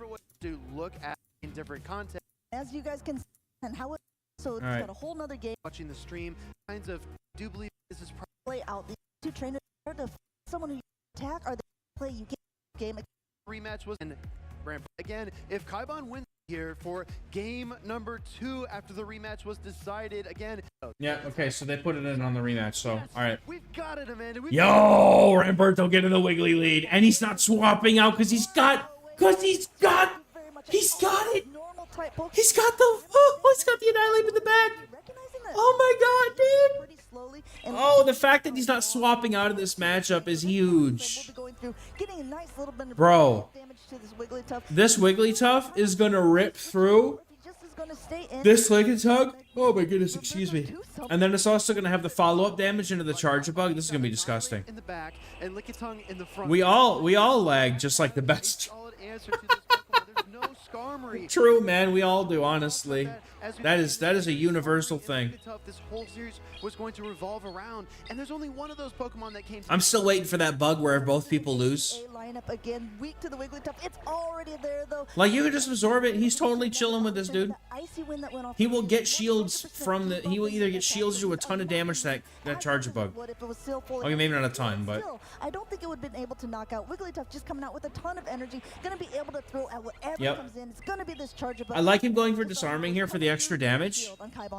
Makes a lot of sense to me. It's really tempting to go for the Icy Wind, but it actually does less damage, I believe. He comes in with the Quag, man. Yep. Squared up against the Charjabug. Now here's the thing. With 2 shields up, Skarmory does not do amazing into Annihilate. Looks like going ahead, taking that, and now swapping into the. Well, unless you pop it with an Aqua Tail first, there's a difference. difference. Those Aquatails that we've been talking about. Aquatail doesn't seem like it would do too much, but it absolutely does. Aquatail does need to be protected. Putting up that shield, like either way, like right. So if he puts up the shield, now he can get the 2 sky attacks. However, if he decides not to shield, then gets the shield. Gets the shield, and maybe he's. Do Kaiban looking up like you going to shield this buddy? There is a shield. Look at the fucking boost! No! Oh, Roberto's lose condition was the boost. Oh, and he's laughing. He's like, I'm so fucked, man. He's like, I'm so fucked. Oh, no, dude. No! Sky attack. Kaiban goes one. Oh, he's got 2 Night Slashes just loaded, bro. Because it allows him to get this Night Slash. Yup. But he's gonna force the energy now. He knew. He knew. Here comes Night Slash. But now that's all the energy gone. Maybe he can get to a Aqua Tail and then take out the Charge Bug, maybe. But this is a big problem. Nope, never mind. He ain't getting nothing. Oh no, Roberto's getting blasted, dude. Oh no, Roberto goes down, bro. Right, we have one matchup here. What's he doing with a Bastiodon? Onion Frank, but we're gonna go live for a minute. Looking at it, every Top Cup matchup looks like an EU player's moving forward. Hey, y'all said 12-15. What the fuck? Going to try to join her other EU comrades here. Sammy, though, kind of a pseudo-EU player, so might be kind of holding up the mantle here. But here we go, game number 1 here. All right, well, if we're doing another match, I'm gonna go back into the match. I'm gonna keep checking it though. Oh, perfect lead here in Shadow. I'm gonna keep checking it. Against, a Quagsire, for example. More fun and engaging. I love that you mentioned the pose. When you see that, I think go back. What? Too. So some faces, we didn't get to see every single matchup. Unfortunately, thing I know that we talked about before. There's not like we didn't get to see every single matchup, unfortunately, of the trainers who will be making it today too. So some faces might be a little bit of a surprise, but even still, I think that makes it even more fun and engaging. I love that you mentioned the. Are we not gonna talk? Are we not gonna talk about Friday and why we're not? Ahead. Let's get a refresher though on our schedule and a day 2 and then tournament, because we just saw Kaiban and Roberto throw down. We've got a day 1, a day 2, and then the Fable Championship Sunday. Yeah, Championship Sunday is where all these trainers are. They're just not gonna talk about it. It's going to be the grand finals. Bro, we're here for move updates. Okay, come on. All right. All right. Sometimes you just need to pace your to win the tournament. Okay. I'm thinking, look at these training on what? That isn't. All right. Onion. Well, I was trying to go live as soon as we got there, but I guess they're not. They're just playing other matches right now, so they might be behind. I don't know. Papa, I just went live. Went to the live point, and they're doing another match. So I guess we either missed. I don't think we missed it. I think they just haven't got there yet. Lantern on Lantern violence. Oh no, bro! That Wiggly in the back, dude. Wiggly and Crest in the back. Onion Frank is just absolutely looking like he's going to be having a good time right now. We know they're both going to try to race for the Thunderbolt. They might try to figure out which Lantern. Okay. Priority tie. It doesn't look like they're running behind. Okay, well, good. That gives us time to catch up then. We are here until we get the update. Trying to surmise. I am here until it happens. Absolutely. It's very hard to do when, of course, it is that mirror at the beginning, because there's so many different ways to play it out. Yeah, do you want to go for that charge attack priority? Do you want to try to go for a little bit extra? I mean, it's nice to know who wins it, but in a water gun matchup, it really doesn't matter. Be resisted or not do as much and waste all of that energy. I think the fact that Onion Frank isn't throwing right away, you saw him try to catch on the Cresselia there, by the way, is maybe an indication he has a very... I mean, Cresselia right now would be a very solid swap in. So he knows that he would lose that charge attack priority. Yep. He comes with the Gligar, and that's fine. This is a pretty They're just spitting at each other. They really are, dude. One of these charge attacks, so very rarely do we see the Protect Shield. Drink this, bitch! Shield for Strange Top to boot, so it doesn't make a whole lot of sense to spend it this early. Dig coming through here, this will deal a lot of same type attack bonus damage to the Cresselia. Cresselia. Yeah, Dig ain't shit, dude. Oh, that Wiggly, dude. Strange is about to be very sad when he sees that fucking Wiggly, dude. I would be crying. Genuinely, I would be crying. I hate that Wiggly is so good in this meta. He just lets it go, bro. Save a shield for that. Save a shield for those charms, bro. You do you. That's a knockout onto the Shadow Gligar. Cresselia still barely hanging on. He might be expecting the Skarmory, because the Skarmory would make sense with the Lantern here. And Strange Top patiently Sorta. this timer, He's a coming in fucking with the Wiggly. Lantern, and Here he comes, buddy. now with the Wigglytuff, he hasn't seen what's in the back, but at this point, I think if you're Strange Top, you're saying, okay, yeah, this was definitely the right call for me. I'm gonna go ahead, try to get this as low as possible because Yeah, dude, you should have come back in with that Lantern. with this fairy type Pokemon. You see what Onion Frank just did? Or something, The man. relative damage output from all the remaining Pokemon on Strange Top's team, and he said, you know what, the Surf might actually hurt the most, so I'm gonna go ahead and Protect Shield that up. But No, Phoenix, they have never removed a move from a Pokemon. those charms and water guns. Here comes Annihilate. Is the Annihilate gonna take down the Wigglytuff? It can't quite get the KO in time. No, going for the heavier hitting attack. I think I would have seen go for the Icy Wind for sure, dude. Defenses at all because he knows he's gonna get that last. Definitely would want to go for the Icy Gonna be Wind. able to completely counter down this Annihilate is Because now a Night Slash might almost be enough for this Lantern. You got to hit it with that Thunderbolt in order to win. Just remembering how much energy Goes for the Surf. Come on, trainer, you had a Thunderbolt. Onion Frank, he shakes Oh, Frank, don't throw this, man. charged as well, but he doesn't use it. Surf comes through. Is this the window that Strange Top needs? In comes Cresselia. Gonna go. I mean, Cresselia, yeah, you have to throw energy into Cresselia. And it is going to I think the water guns would be enough to knock out before the counters do. One counter away from another Night Slash. Will he be able to reach? But is he going to be able to get to a move against the other, Knock it out, the water gun of Onion Frank. is he going to be able to get to a move? Water gun a little Oh, yeah, for sure, dude. Never mind. We're chilling. All right. Frank gets the game. That's good. All right. Water gun down in the Lantern. What Mirror match are is how you we started doing the in game. my We swamp? ended the same way. I want to point. Actually, going to do. All right. Okay. Is you say On the right. If it wasn't for the move updates, I would just let it play. But think about game one. We saw Lantern annihilate Gligar. That is a no. There's a difference between them removing a move from a mistake and removing a move because of balance. They've never removed a move from balance updates, I should say. against the Charger Bug, which I know that Okay. So Cresselia in the back is still gonna pop off, is coming through. I don't think it's gonna get a Protect Shield right away. I think that. but there's no Wiggly on the, or there's no Annihilate. Starts going through for the X Scissors.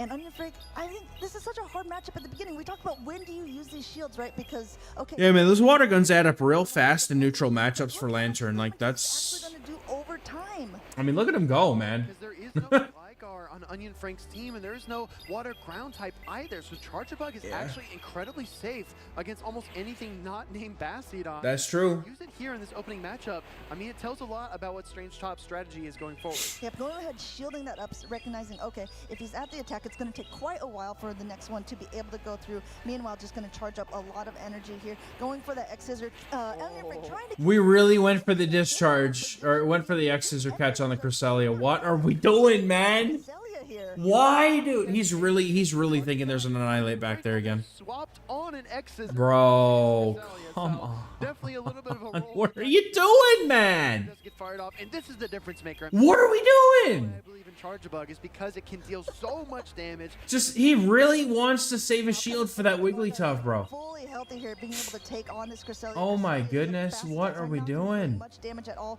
relying solely on these Moonblasts or... I don't think so, man. Too much. But I think if you're Strange Type, you're saying, okay, well, I know it's going to take a while to get to it. Will he be able to completely farm down? No, he gets the grass knot in. Just a sliver of health. Okay. Cresselia. That's Okay. heartbreaking for Strange Top. He wanted the wing attack down, but Onion Frank definitely Didn't want a shield to get it, though. Cresselia because it lasted all the way and forced him to throw the aerial. Oh, man. This is why a lot of trainers are running water gun as well. For Let it this go. specific matchup. Let it go. Aerial Ace He's is got not to. doing that much damage, but it is a shadow. No, bro, shields the aerial Frank ace. wants to get a little bit of energy here. Those water guns just chunking away. Wait, can he get the farm down? Hold on a minute. Bro, okay, farm down. That's huge. So much That's damage. actually kind of huge. Whatever comes in. Gligar snuffed out by the I mean, I don't think it matters because the fact that we have a Lantern in the back. The surf, he throws it into the He could have farmed that down too, dude. What's up, Rokus? What up, buddy? Welcome in. Welcome in. We're doing okay. Too dangerous with all that Doing sort of okay. energy. Let's get So now he's just hoping there's Annihilate in the back, which is not. He's got Lantern. So now he actually has to think about this. Protect shields left on Onion Frank's side. Try to slow cook the onions. Pew-pewing away already at the surf. Gonna go for the Thunderbolt almost just right before it reaches though. If Onion Frank's counting, he knows it's just a surf. I think our players. I mean, it doesn't matter if he knows it's the surf or not, though. There's no shields, man. On the side of Strange Top, he knows. He completely called it wrong, and he's paying for it. To add up, and I think he has a feeling this matchup is not going to go well. But he knows. Whoa! He's no shielding? But it's disarming voice. What? That's doing so much damage. Huh? This would maybe be a flipping part? No, it's not gonna matter because his lantern still has more HP than the Onion Frank's lantern. His out with the lantern. This is how the last matchup ended as well. Lantern on lantern. We'll have to see who has more. He doesn't have enough who has HP. more health left. Wait. Pew pewing away here. Which one is gonna take it? Looks like it's gonna be straight. No! It was so close. It was so close, bro. Oh, fuck. Against Onion Frank. He said, I trust in my Pokemon. I trust my Pokemon with my life. Even though we didn't get it done. Game number 3, Strange Top and Onion Frank give us the. Oh my god, dude, that was way too close. Locked in, and this is again. All right, there it is. There it is. Onion Frank with that wiggly baby. But this time, Strange Top says, nope, I'm already. Homie really brought. He brought the Basti, bro. He's got alignment if he needs it. No! Now coming in with No, that's your only answer to the Gligar, homie. No! Thunderbolt here. Yeah, I know. I think he just wants to avoid any kind of charge attack party situation. Maybe, like you said, has a really good lantern, and he knows it's not going to win many of those ties. Gonna look for a charge attack here, though. Any moment, he's one water gun ahead because it takes one water gun to throw a charge attack, and that allows him to get to the Thunderbolt. This is not enough to KO, though. No, it's not. But he's shielding. Okay. Now the Strange Top throws up a shield here. All this energy, and I like the way Strange Top is playing this, recognizing, okay, if he did throw the Thunderbolt, he's gonna be low on energy. We're seeing the charge attack player. I mean, go to Onion Frank. if Frank can get a nice shield advantage here. Enough to knock out. No shield being used here. Bro. And we'll have to see how he wants to play this out. I think he already pressed the Thunderbolt. Yeah, Thunderbolt coming through here. He gets a shield advantage here. I think will be enough. Basti could cook with a shield advantage. It does connect. Lantern does fade for Onion Frank, but now he comes in with the Wigglytuff, looking for the charms. Gonna get another surf though. Gonna have to go ahead and take a surf here. Although he's got 2 shields left. Maybe he wants to use one of them at this point. It looks like he's gonna go ahead and let that go through. I mean, he gets switched. He comes in with the Gligar now. Protecting it up. But then that leaves Bastion with a shield advantage for sweeping. Because he hasn't seen the 3rd Pokemon. I think Frank's solid here. No, he comes in with the Licky. If there are the Bastiodon, Brings in the Basti. Here comes the Gligar. the Gligar, but 2 shields. What a read by Strange Top to send the Lickitung into the Wigglytuff matchup and pull this Bastiodon and align it with his Shadow Gligar. Absolutely Now, phenomenal read. does 2 shields here get you anywhere? His Shadow Gligar Or do you try to call an Aerial Ace somewhere? It's gonna have to be an uphill battle, though. It's going to be doing so Going straight for dig. Dude, you got to shield this. Don't call it. Oh, he calls it. Well, I mean, you need 2 digs anyway to knock out, so connecting with the Bastiodon. it doesn't matter. You can let one go regardless. Absolutely a huge dent in the armor of the Bastiodon here as the Smackdowns do add. Bro, Bastion doesn't care. Bro, you just 2 shield the freaking Wiggly, dude. Aerial Ace bait. At this point, you kind of have to shield. It would be Do you though? Do you though? Onion Frank shielding up the Aerial Ace. He just needs to get to the Stone Edge here. He hadn't done that because now there is another charge. Uh-huh. One shield is down. Is he going to use both here? Bastiodon using both of them up, but he's almost. Now do you overfarm? He's got to overfarm. Out of the way. Well, actually, you can't. Yeah, the switch timer's coming up. You can't. So So Frank does call correctly. Gonna go for the Stone Edge here against the Shadow. I think you switch into the Wiggly immediately so that he doesn't farm. Yeah, because he can never farm down this Wiggly. Clever because he's gonna slow down this Lickitung. And then the energy is going to go nowhere into the It's Bastiodon. going to be an uphill climb. Even though these licks are going to be doing absolutely nothing, those body slams are going to start to hurt. There's not much left on the Bastiodon. There's not much left on the Wigglytuff. And the longer that Strange sits there and lets that Lickitung get that farm, Onion Frank doesn't feel it's very not going to do good. much, man. Final moments. Wigglytuff does get KO'd. Bastiodon All right. miles away. From Yeah, the Basti's not getting to a move. I think he just goes for Power Whip. Power Whip. He lets a whole Smackdown through, though. No protect shields left. And you know what? Even though the Icy Wind did debuff this, it looks like it's going to be able to connect. Not quite enough to take Yep, the Bastiodon, he but takes it out. Yep, Onion Frank gets slapped. That's what you get for playing Lantern and Bastiodon, trainer. Top able to take the victory over Onion Frank. He brought the Wigglytuff. He No, brought that was well played, man. That was well played. both All right, who do we got? as that fast attack ValorAsh and David. played out because it looks like game number 1 is about to start. Okay. Whiscash on the field versus Lantern, Basti, and Wiggly. Yes. Stop it. The fact that these Pokemon are good is the problem. Access to Mud Bomb is going to spam those off because those are neutral He damage. just needs that Vic somewhere, true. Resistant. Really, I though. want to be able to throw the Scald there, even though there is a chance for attack debuff. It's not Yep. doing as much, but the PvP David says, okay, you throw one at me, I'll throw one right back at you here. Ding, ding, ding, ding, ding, ding, ding, ding, ding, ding, ding, ding, ding, ding, ding. Is going to shield that up, wants to keep a little bit of extra energy. Bro, he doesn't have Power Whip. What are we worried about? What are we worried about? Here that he needs the double mud bombs. He needs to threaten the Okay. because it is definitely a So there's Crest on both, but we've got Altaria and then we've got Lantern. So Crest in the back for David looks solid. Attack it down. At this point, though, You just let this go, right? I think will be quite enough. So maybe ValorAsh can hang on here just a little while longer. And he might be able to I mean, ValorAsh's his Altaria looks incredibly good. Charging up a little bit extra, recognizing again that he's quite far away from another attack, but getting the shield from Ooh, okay. Shield. How low that Whiscash is getting because of that dragon breath damage. I really appreciate what's happening here because ValorAsh is trying to win control switch advantage because there's a Wigglytuff on PvP. Yeah, I mean, he comes in with his own Crest, which is going to be behind. Meanwhile, Altaria just wins this, I think. Switch control, but he doesn't even have Wigglytuff in the back. Yeah, going ahead, releasing this Aqua Tail, releasing. Okay, now he's got to decide what's going to come in. Do you bring in? I think ValorAsh is going to take this game. His Cresselia is ahead, and his Altaria just completely dominates that Lantern. Oops, sorry.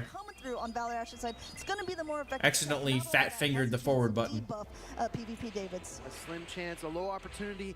ValorAsh does not get the Moonblast debuff, but PvP David is going to try his luck here as he fires off the Fairy type charge attack. Yeah, says, okay, yours didn't do it, maybe mine will. This could be the changing Nope. factor here. But bro, the fact that we look at it in suspense every time. So much extra less help because it ended up taking that attack in that first round from the Gudra. We'll have to see how they want to play this out. I'm ready too, dude. On both sides. We're a little bit behind, but I guess so is the rest of the stream, so. You know, the other 4 remainders heavily resist actually the Yeah, really heads up play here by throwing the Grass Knot when he knows he still needs 2 moves to knock out at this point anyway. Trying to chip down the Cresselia. Here comes ValorAsh. Gonna fire off. He just wants to get the Cresselia out of here as far as he can. This is fine. This is fine. Yeah, looks to knock it out. Will he be able to? Not quite. Still a sliver of health, Yup. but it does get the attack ball. But PvP David so quick here, going for that Moonblast, seeing what came in. I didn't even see what came in, and I saw it was in the bag. Yep, we sealed this Moonblast. That's so huge. There's the attack drop! No, dude! This is a water Fuck! we're used to. 1% or 10%, dude, only happens when you don't need it to. Yeah, Oh, now he's done. Now he's done. He just needed to get rid of that crest completely, dude. David's hitting all the bubbles. He needed to get rid of that crest completely, dude.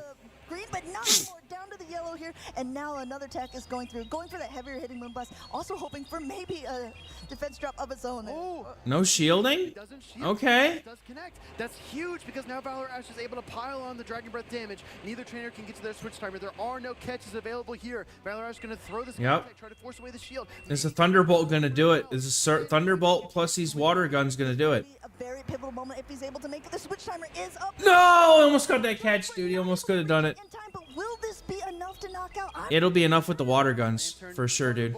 Connects. Altaria. It's so close. Here comes the It's so Cresselia. close. Now ValorAsh is trying to gather some energy. Meanwhile, Lantern is building up energy. It's going to get to the surf here. Oh, and he catches it! David! Bro! Cresselia to soak this grass knot. That's saying, okay. Bro! Also up. I know the counts here. I know you have to throw it, but there's not much left. In comes the Oh, man. Absolutely bodied, dude. low health Altaria to take game number 1. Bodied. David. Pack it, send it, ship it. PvP David. Package, send it, ship it, he says. There we go. Turn against All right. the odds, able to take down the dragon and flying type Pokemon. Sometimes, Amanda, sometimes just a tiny stroke of luck. Definitely because All right, we getting into game 2. Now it's a replay. Altaria has a That if had a season battler, saw enough time to new stars. Here comes ValorAsh, game number 2. hello. PvP David, and David loves this lead. Wigglytuff says hello. Now forcing in the swap. Yeah, I don't know what's going on, man. I'm kind of mad that they're like Energy as well. put him at the end when it's like midnight or later for a lot of people. And I Like would actually talk about the move in Europe, it's literally tomorrow. I think I saw a Swift.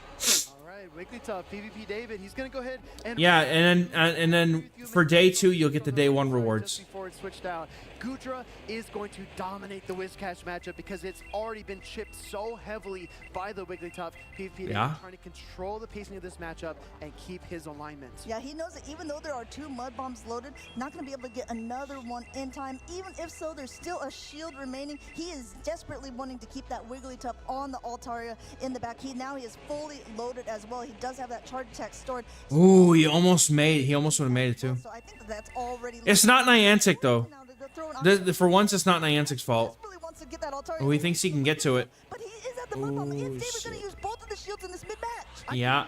Yep. Beyond that Whiskash as ValorAsh squeezes off one more mud bomb Yep. the KO and forces away that protect shield from PvP David. That is a valiant effort by the water and ground type.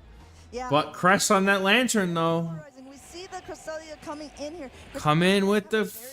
You're not keeping it away. Why not? Why not just save the? Such a good matchup against See, the thing is that he's wasting the Cresselia here. play it after this. Just come in with the Altaria. It's already lacked on a bad matchup. At least you could come in, you know. At all. I just admire how PvP Because now there's no way that this thing can deal with the Lantern and the Wigglytuff. He's not getting extra energy. He's sacrificing the Crest at this point. Exactly that. And now look at this Goodra. This Goodra's been on the The Goodra took all over. It took out too much of it, man. Here comes Lantern. Yeah, and now he just comes in with the Lantern because he knows he can. Yeah, almost 2 grass knots already stored. Grass I can tell you who wins this matchup right now, dude. Pokemon here, as you can see, but it's still in the green. You're going to be able to throw off another one before the PvP David even gets to a surf. Will this be enough is the real question. Cresselia has done a lot of work for ValorAsh, but will it be enough? Will it be able to go through the Wigglytuff because the Altaria No. has nowhere to go? No. Into the Altaria. Here comes Wigglytuff. It's Yeah, dude. I don't even need to. I wanna. There's dude. Come on. Attack's been lowered here, but David Come is on. already basically at the move here. Yeah. Turning down, gonna be It's over, man. taking- It's over. I don't know if there's a way around that anyway. I know he did his best. But like that playing coming in with the Crest like that, just absorb the energy on the Altaria and just try to sweep with the Crest. That's what you want to end up doing there. Alright, no, I saw Kailua, so shout out to all my Kailua friends. I love the cosplay, bro. But this is amazing. Its own unique icon, like a regional year, international, before being defeated by the Oh, we're doing a recap of previous years. Dancing Rob down happen again in competitive Pokemon Go. Rematch. You have the opportunity to close. All right. And right now, you might as well just go. Be a different one than last year for sure. We got Sammy. All right, Sammy and Palasha. We got Palasha 97 on the right hand side. Of course, she has the Magnezone naturally. Shadow for Alligator, Shadow Magnezone, Altaria, Cresselia, Skeledirge, and Shadow Gligar. And something I noticed from Palasha, maybe be rare, but like I mentioned on it, but he's been really in below. I see number 3 in Stuttgart, number 5 in Gdansk. We're almost live. Surely we'll catch the update soon. Incredible streak as of late, and I can't wait to see how she performs. Dude, these All right, are we talking or are we playing? perfect lead here, and this Magnezone already looks really good for Palasha. Oh, perfect lead here, and Shadow Magnezone into a Hello, Skarmory. How are you today? Volt switch is coming through. No way, Sammy's Bro, Basty's not gonna do good. Oh no, dude. Oh my god. Oh my god, dude. Palasha's out here cooking already, dude. Oh my god. Oh my god, dude. Sammy is absolutely not gonna have a good time right now. Okay, so you get the move off. But in this specific team composition, it's actually not the worst safe swap here. There's no fighters, there's no ground types to hard punish this Bastion. Yes, you have the Shadow for Alligator. Right, so here comes for Alligator. But here Okay. comes the Shadow for Alligator. Down a shield for Palasha, but in a fantastic matchup right now. And like the for Alligator's so good into everything here, dude. But now Palasha is going to be able to get the Perfect over farm. and knock out this Bastion, and there is that Trevenant to soak up all this energy. But I mean, he ain't gonna soak up an ice you beam. can't soak the other energy, and this for Alligator is loaded. Do you just come in with the You just lose, bro. You just lose, bro. tough for Skarmory as well? Yeah, into Shadow for Alligator. These Hydro Cannons hurts. I mean, I don't know. Pacing on for Alligator is stupid, dude. Really nothing that actually beats this in a straight head-on-head matchup.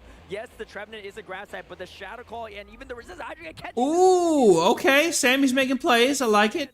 He's making plays. So Gligar just comes in and makes him miserable. Yes. Still shield the Hydro Cannon too. And you still have that Gligar in the back. It's going to be hard to get through the Shadow for Alligator, but there's still that Shadow Gligar in the back for Palasha. It's now suddenly Right before going down, he has to shield a Hydro Cannon, dude. Protect shield from Sammy. He is going to be able to get this Shadow Claw. Oh, man. Gonna go to. So pivoting it into that Shadow Gligar. Why did he shield? Because he had to, dude. Close He has to. Magnezone. And Sammy going for the Calling it. Okay. not worth the shield here for sure. You have the Magnezone to clean up. The Shadow Ball does a lot. Yeah, the Magnezone's cleaning everything up, dude. Reach before another move could be thrown. Skarmory ain't doing shit here. Going to have to farm down this Gligar, but How dare he bring Skarmory into this matchup with Palasha, dude?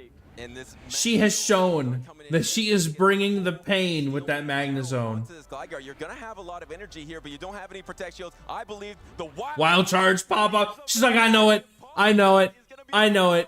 I know it. signature Pokemon Yep. to get one game on the board. Shadow Magnezone Got him, dude. team composition. Holy For shit. Alligator looks even better into those three specific. Watching Palasha pilot the Magnezone is like an art form, dude. That. And the interesting part about Sammy CM is he's actually running a Spark Lantern. So slightly better into that for Alligator for sure, but much worse into the Gligar and worse into the Magnezone. And I don't know, man. I don't know if he could get away from not shielding or not. yes, you have Annihilate, but that Wild Charge one-shots Annihilate as well. Like, he didn't have a choice. Like, that for Alligator just cooked him so hard.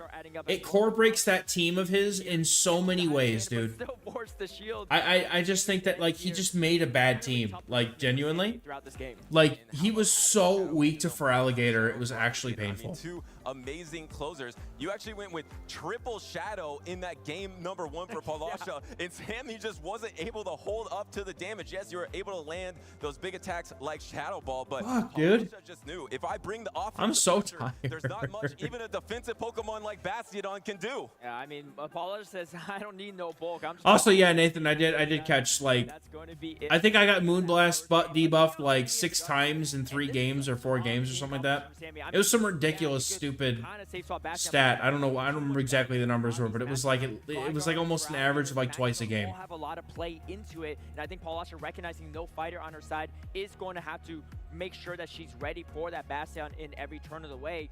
How does Sammy overcome not only the Feraligatr, but the Magnezone, right? I mean, yeah, you could try to get your Annihilate on it, but you don't think Palasha's ready? She got Feraligatr that could take it out.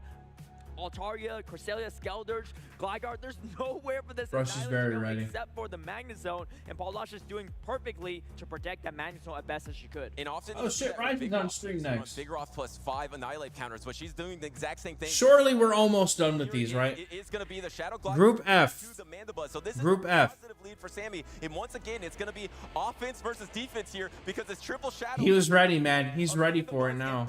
I mean, the Trevenant's not going to do too much here, Not though. a bad matchup for Mandibuzz. So the problem is you need this Mandibuzz for the Feraligatr. Yep.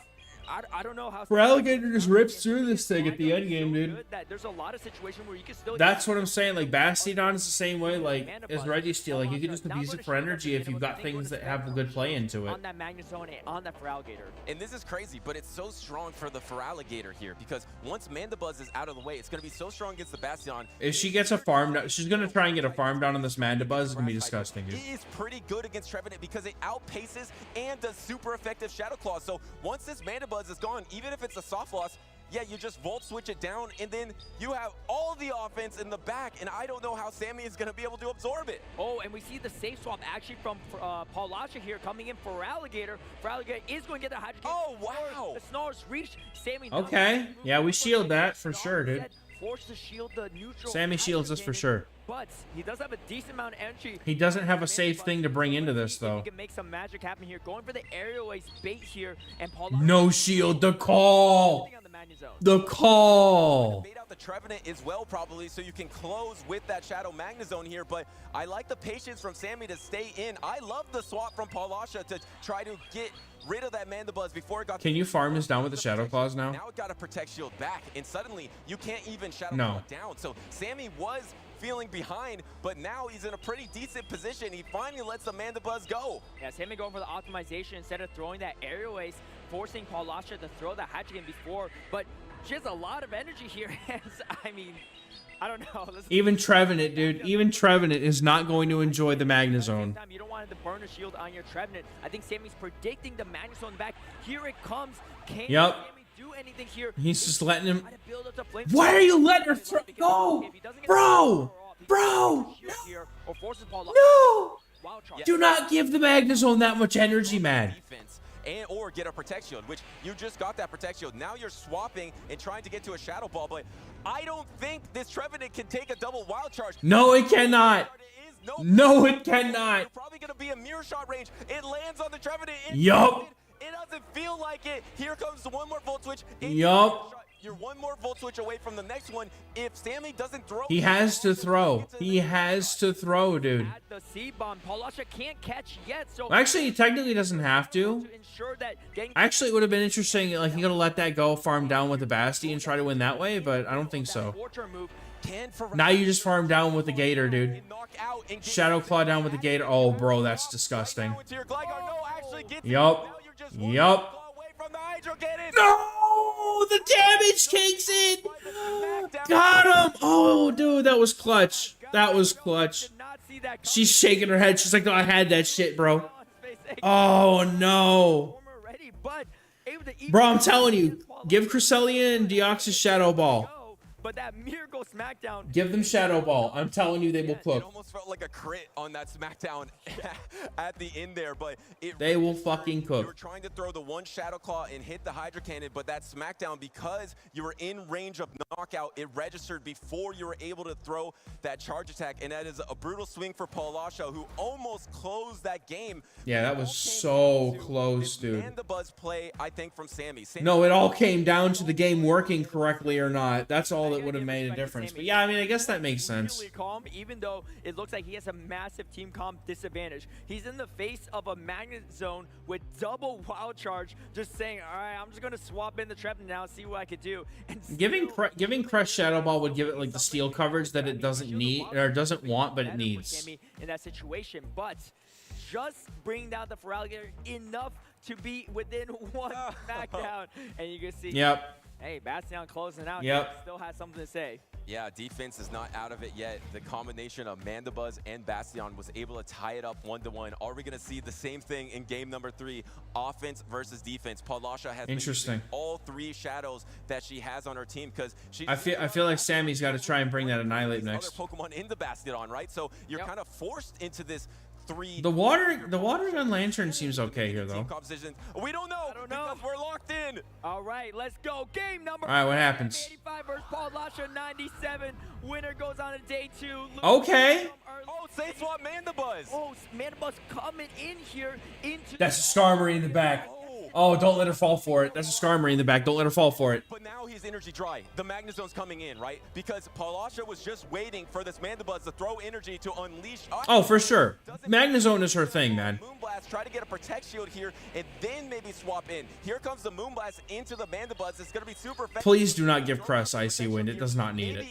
It does not need it. Again, that's when you're going to see the Magnezone. No debuff on that Moonblast. I see Sammy's plan here. He's trying to draw out that Magnezone so the Skarmory has a way to sweep the back lines, but Palasha's not falling for it. She's just staying in this matchup. I think she might think there might be a Bastion on the back or something as well. Definitely an Altari counter. And here comes. Oh, and then swapping. Wait, catching a Dark Pulse on the Magnet. Catching a Dark Pulse. Damage on the Shadow Magnet, so even though it's only neutral. Probably thought it was the Aerial Ace. Yeah, she thought it was the Aerial Ace. Wait, the Aerial Ace. Timer's coming and up. Here comes the Switch Timer, and now it's coming into the Trevenant, and now this game has Yep. It's Yep. come down to Feraligatr. I mean, Feraligatr can still sweep just fine here. There's one protection remaining. You know Feraligatr can sweep just fine here. It's resisted, but Sammy's going to be able to Shadow Claw down this Magnezone, tank the Wild Charge, but it's all going to come down to the hands of Shadow Feraligatr for Palasha. Feraligatr can sweep this, no problem, dude. To withstand a Shadow Ball. Come in with the Feraligatr, I assume force the shield in. Gets denied, of course, because the game works just wonderful. Yeah, this Shadow Feraligatr has a lot of play into that backline matchup. We saw how much a Hydro Cannon does into the Skarmory, but the Shadow Ball damage is adding up. Is the energy more valuable or the health more valuable for Sammy? And the thing is, you're not going to be threatened by any fast attack pressure. Steel Wing is resisted. Snarl's not going to do anything. So it's all going to come down to energy management here. Yep, get rid of that Mandibuzz or make him shield. To get the knockout into his Mandibuzz. This is Okay. Wait, suddenly, this is a one Protect Shield matchup versus the Skarmory. This is a winnable game for sure, dude. Outpacing. Yeah, I thought Sammy was going to shield it to get the move off, having the energy. Can't swap, so just go for the move. Yep. First, Hydro Cannon is going to come through, and Sammy has a shield here. You get to the triple first. Yeah. You get to the triple. Yeah, you get to 3 Hydro Cannons before he gets to 2 moves. As long as you can hang on to Updates coming after the games make sense. I just wish that they were on time, dude. Palasha Palasha knows too. You just shield up and she's nodding her head. She's saying, hey, Yeah. I know the basing on Frogger is pretty quick here. And the thing is, Sammy has It's quick enough, man. Don't get fancy. Just let it rip. Just let it rip. It's not enough, but it's going to do a lot of damage here. And honestly, it might be in Shadow Claw and Dragon Breath range after this. And now you land the Hydra Cannon. You need... No, that was... Okay, never mind. She has a move. She's good. She's good. I forgot she had a move. Gonna be effective for Palasha to get Palasha taking that dub. That was fantastic. Fantastic. Bro. Oh, no, she's cooking. No, she's not cooking. She's absolutely just like, thank God I won that game. That was tough. Good stuff, man. All right, Rise is up next. Rise in Rockhaven. It's a little... Actually, I think we're going to be a little quite strong. So... I'll give that for Rock. I'll give is everything. He's actually... And a Rockhaven on Flame. They're going to see it rise to Talonflame. That was pretty strong. But All right, Rise gets his Talonflame so we're going to see it rise into the Gator. Swap out, stay swap into the Wizcat. Oh, bro, no, that's not good. Yep, Feraligatr just cooks this. He wants the Feraligatr on the Wizcat. Feraligatr just cooks this, dude. To that Clodsire in the back. So being able to take out this Wizcat could be really nice. Oh, actually going for a little chip and dip action. I like this a lot too, because now putting the Mana Bus out of Scald range before he could take it out. Polyrath has a chance to do really well in this endgame, though. It seems like Rise Occasion is pretty vulnerable here because you're already going to be knocked out on your Wizcash. I would say Shadow Polyrath does have a lot of play in the back because even I agree. It's super vulnerable. I agree. He doesn't love taking Icy Winds and Scalds, and then you're going to be able to not have to protect shield anything on the Feraligatr, but bringing out this Talonflame, knowing that it's not going to be good against the Feraligatr in the back, and I expect Rise to just go all in on this Shadow Polyrath. Yeah, I think that's a good... I'm not sure why he went with Cash. It's kind of strange. I mean, he's probably like trying to get the Abomasnow out, but that's like a really weird thing to want to try to lure out with this. I'm really not sure what he was trying to accomplish. He can't spend the shields here because he's already at a disadvantage. He's going to try to get off. I believe he threw a fly there, and letting a Snarl go through at this time, it's really hard to have good timing in these matchups, and he's ready at 100 NG. I don't know if fly's enough, but he might be able to get the Incinerate down. Pop! Oh, okay. Okay. So Rockhaven called that he was going to try to get that snipe. Swapped out for it. He is thinking about his decisions right now. I think you have to. Yeah, because if you're going to throw the Icy Wind, you have to shield this. It's going to be Clodsire versus the world for Rockhaven. Shockingly diverse, I know, man. And you can see Rockhaven charging up so much energy as well. Yeah, who did we see do it? Somebody did it earlier and they played it really well. I can't remember who it was though. Still kind of hurts, and now he's in Stone Edge range. Bro, he's done. He's done, man. He's not going to take much damage at all from these mud shots. Yep. So even though Talonflame is so low, he has energy and is going to be able to absorb some fast attacks. Going for the Rockhaven's got this on lock right now. Debuff into Rockhaven. No, does not get the debuff here. Now goes for the Icy Wind. So was able to land the higher damage attack. At least I think he does anyway. I could be wrong here. This is very close. This is very close. I will say, it's very close. Both players have a chance to catch moves here, but it is going to be kind of tricky on both ends. Oh, let it go! Isolation doesn't shield. Huh? Putting everything on the Talonflame. Talonflame has... Bro, a Talonflame doesn't have that much health left. Can you get to back-to-back moves? Going to throw the first fly here. I think Rockhaven has to... Okay. And the thing is, you don't survive one Incinerate on the Mana Bus. The thing is, if you try to swap to take this fly, you might take the Incinerate damage. And he calls it. Nicely done, Rise. Nicely done, dude. Going for that Brave Bird BM. I thought Rock had it, dude. Rise got the 5-head plays right now, bro. Oh, that was nice. I love it when I'm wrong. I love it when I'm wrong. Finding a way to sweep on the backs of the Talonflame. Very nice, dude. Hey, that's a big win for Rise Occasion too. First point against Rockhaven. Rise is very, yeah, he's very good. Day number 2 at World Championships. Yeah, he got over that hump that he couldn't beat Rockhaven. He's been eliminated by him in the past, and now he has a chance to eliminate Rockhaven and move on into day number 2. What an absolute amazing finish there. I mean, the fact that you're not pressured by those fast attacks just gave Talonflame so many possibilities, and registering that Rockhaven's going to try to go for the swap. I'm just going to keep that. It's so up to take that off in the game. Players, but he's running to get to this stage. That was an incredible win, dude. to force the game number 3, but he's running into the worst. Oh, dude, you catch that shit so good. All right, Rise has really positive play here. You're kind of just weak to the Shadow Polyrath here. You're going to be able to throw that Hydra Cannon. Is this the water? I did not get Twitch drops. I can't get my Pokemon Training Club account to work, so I imagine the announcement's coming soon. We're almost live, and I know that the stream is running behind. At this point, it's almost an hour behind. We're almost live. I think after this match, we'll be live. Yeah, I think there's a slight graphical error. It's actually a Lantern instead of Regiseal on the side of Rockhaven, so it seems actually much stronger into Downblame than we expected, but that's why he actually... Oh, he calls it, dude. Getting out with that energy. And the Cresselia comes out. Is actually really nice. But Rise-Occasion is ready for this Lantern back because you have the Goodra that completely walls off the Lantern. But Mandibuzz might get such an... Yeah, it's very much like 7. Is it 7? Yeah, it's almost 7 o'clock Hawaiian time, dude. Yeah, actually, you can see up on top of Rockhaven's screen. The time is up there. Takes the damage into the Mandibuzz. Yeah, I don't even have the option to get the rewards, unfortunately, which really sucks. But of course, I think it's fine. Protect shields, because if you have to protect shield in Icy Wind into wait, he's not shielding again. Okay. Cooking? Bro, the Gudra's about to mess him up, man. Oh, dude, Rise is about to 2-0 Rockhaven real convincingly. Yep, he just lets his crest go. He's like, I'm fine with this, man. Yep. Polyrath. Oh, no! And he gets denied? Are you kidding me? And it has to use that Bro, this game is such shit. This game is such shit. Okay, so we Icy Wind the Lantern. You're not going to protect shield this, but this means that this Lantern... Yeah, I've got like 13 and 15 respectively. You're going to double Icy Wind. No, actually saving that Icy No, yeah, he saves it. Now you come in with the Gudra. But that's fine. Gudra does not need shields to be able to do well here. Fast attacks and charge attacks on the side of Gudra against Yeah, Rise knew it. He shook his head, dude. He knew it. I mean, he's doing a little He bit knew of it. damage, but just not enough. And the thing is, you already have your attack drop by one stage. Oh, you could just and even going for the Aqua Tail. 20 each, my goodness, If you trainer. no shield the Aqua Tail, you're just going to get knocked out by Dragon Breath damage. So at this point, you have to use the Protect Shield. It's not a huge amount of energy difference anyway, but I expect Rise to just keep going for those Aqua Tails. Yep. Yeah, definitely one of those. That's all he's got to do, man.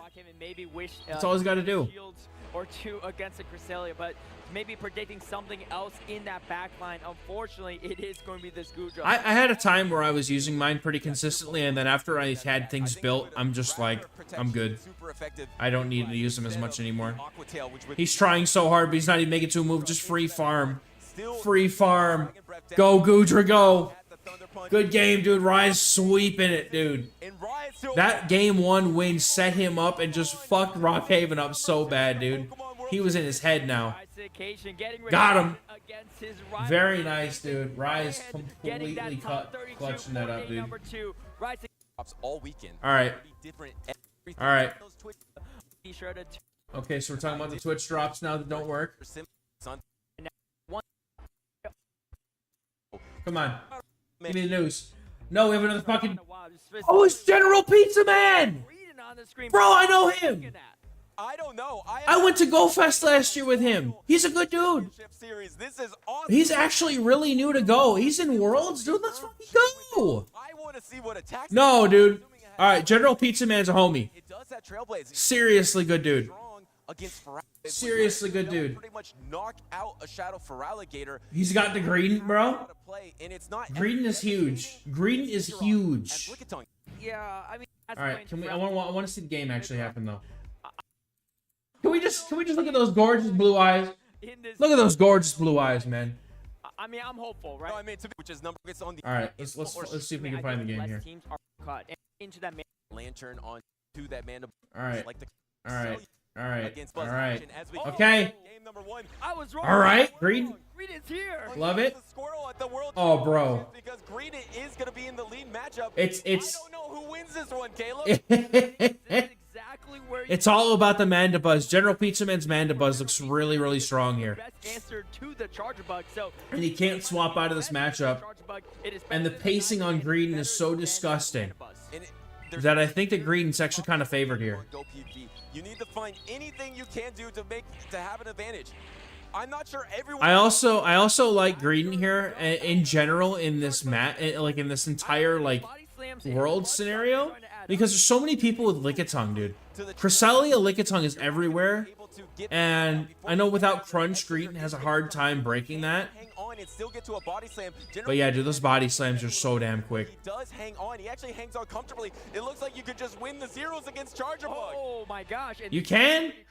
It's disgusting how good that damn squirrel is, man. He probably gets to another one. Fishy likes feeling confident and saying, "Go and let this." All right. Now, here's the thing. Now he's okay. So he goes out. Yep. Wing attack down instead, and it's going to Oh, he almost got there. He almost got there, dude. I gotta bring Mandibuzz here. Yeah, you have to bring in the Mandibuzz here, but it feels so bad, man. It really doesn't. You don't want to ever come into the Shadow Claw. Because now Fishy Legs is so happy to see You that. also don't want to take the damage from that Feraligatr in the back. So Yep. if you're destined to that matchup, you actually want your Protect Shields. Because if you have Protect Shields with Yep. I mean, like if you can get shields down here, taking super effective Ape is okay if you can get shields down. And you can see the wing Because I think Ape wins the zeros into the Gator. I think I might be wrong though. forcing General Pizza Man to spend Okay, his shield. shielding. Bringing down a shield in Awkward. this situation is not going to be in a good position for him to be in. Fishy No. is feeling pretty confident, nodding away and saying, "You know what? I got rid of the Greedents. I'm about to get rid of the Mandibuzz. My Yep. should be good to go." But the thing is, actually going for the aerial ace here, trying to get a Protect Shield. And No shielding. Oh shit. that his Feraligatr is going to be his win condition in the back, and the aerial ace goes through. Now it's going to be really tough to even. Yeah. Pizza Man kind of shot himself in the foot here. Comfortably. Yeah, I wonder if He really did. He really did. the Feraligatr or not. The health on the Mandibuzz is still a little bit too high there. Maybe going to just wait for this Gligar to go down. Throwing on not the best timing here, but ensuring that he gets as much energy as possible to take out this Gligar without taking another aerial ace. Yeah, just going straight for that. Going straight for that Dark Pulse would have been the way to go, man. Energy here. No, but he actually swapped. He actually swapped into. Yeah, this is over. This is over. Opportunity for Fishy Legs to then ramp up some energy by maybe Shadow Calling down against General Pizza Man, so he has energy against the Mandibuzz. This Hydro Cannon hurts, especially from a Shadow Feraligatr. Yep. He's just hoping at this point to get the shields down and maybe get a move off against the Mandibuzz. That's all he can really hope. Oh, he gets the boost! But He gets the boost, but But it doesn't matter, you still have to get the double aerial ace. which you can't do. Legs is looking confident here. You're gonna Yep. get a knockout. You have to get the double aerial ace. But Yep, he's not getting there, dude. You will get to the first aerial ace, but I don't think you'll get to the. Nope. it's a Gator native. Good try, though. Good try, though. He, like, nodding away, definitely liking putting all his chips on that Shadow Feraligatr. And man, getting that shield early in that matchup, Gligar versus Mandibuzz definitely proved to be useful. Matchup because Yeah, it did, man. That was unfortunate. Man, to get rid of. That bait really shot him in the foot, I think. so Hydra on go piece takes game number 2 go either. and to make his day number 2. All right. That's the play. Okay. Get a Lantern into Nice the lead. It's going to be Water Gun Lantern as well, so much better matchup here. Okay. We get the matchup that Right into the Mandibuzz. resisting Shadow Call damage into his Feraligatr. This is still not the most comfortable matchup. You see Fishy like going Not by any means, dude. and not going to be shielded by General Pizza Man. Super effect damage. Going to do a lot. I mean, he's gonna end up having a shield, Once like, identified it was you know? Feraligatr. So maybe you can get to these charge attacks before they double ice beam. I don't know. having a short break now. The move updates. All right, sick. to Hydrocator So we should be able to make it live after this match. Shadow Feraligatr. Yeah, we're getting close. See, we got there. Who was worried? Who was worried? Lock in Annihilate into Vigoroth. Both these players don't know it yet, but we all watching at home and in the crowd here see it coming. And the thing is, can General Pizza Man maintain switch alignment is the real. I mean, alignment's gonna be really nice for him here. I'm not gonna lie. Pizza Man, regardless, wants to win. You got a shield, right? No! Okay. Holy shit! Win the game with the Annihilate, but the thing is that Feraligatr has energy, so you can wall all that energy onto your Lantern here, but Yeah, bro, for me, it's 1 in the morning. I'm sleepy too. and now you can hide your Vigoroth. Yeah, I don't think so. I think going for switch was the way to go, man. Actually protect shields, but you could have not very effective on your Lantern.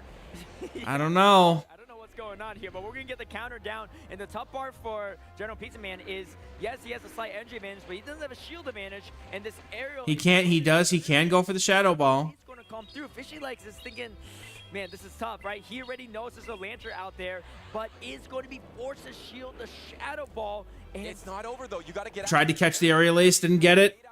But in comes the Vigoroth. But now can you get to the Thunderbolt? plus a Night Slash to knock out the Gligar, because the Gligar is not in range and the Gligar has energy bank. So General Pizza Man needs to let this Lantern get out of here and get some energy somehow into the Annihilate, because that is going to be his win condition. But the problem is you're doing too much damage with the Water Gun and the Surf damage adding up here. There's not going to be much to... I would have gone for Thunderbolt and farm down, I think. Man, is the counter and body slam neutral damage is really adding up against Lantern, and if you shield, it's over too because the Gligar has to dig. And here yeah, and Lantern I don't think wins charge attack priority against it either. For the Annihilate against the Aerial Ace, but no, actually throws it, is going to try to Water Gun down so that you have the Surf banked. Can you get the Water Gun down before the body? Nope. Looks like he wasn't going to get there, so actually has to throw the Surf, and Fishy Legs likes what he sees here. Feeling pretty good. You see Fishy Legs nodding here. The only win condition is catching energy on the Annihilate. Heard you the first time, Rocks. Please don't spam. Welcome in, trainer. Priority against the Surf. Wow. Oh, no, man. Going for the super effective dig. He's almost at the areas. He might be at it already, and he is... Damn. Yep. Good effort, Pizza Man. Moving on to good effort, dude. 2024 Pokemon World. Resisted and double super effective. Mike, what's up? What's up? What's up? All right, what are we doing here?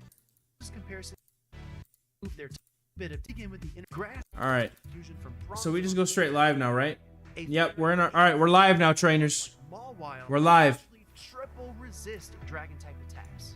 We'll be back in 4 minutes. In Pokemon Go. If you combine one of these double resistance interactions with another single resistance... Yeah, Thunderbolt and Farm Down. I don't know if it was the win con because he was going to lose to that dig anyway. I think that the win con really was in the Mandibuzz matchup.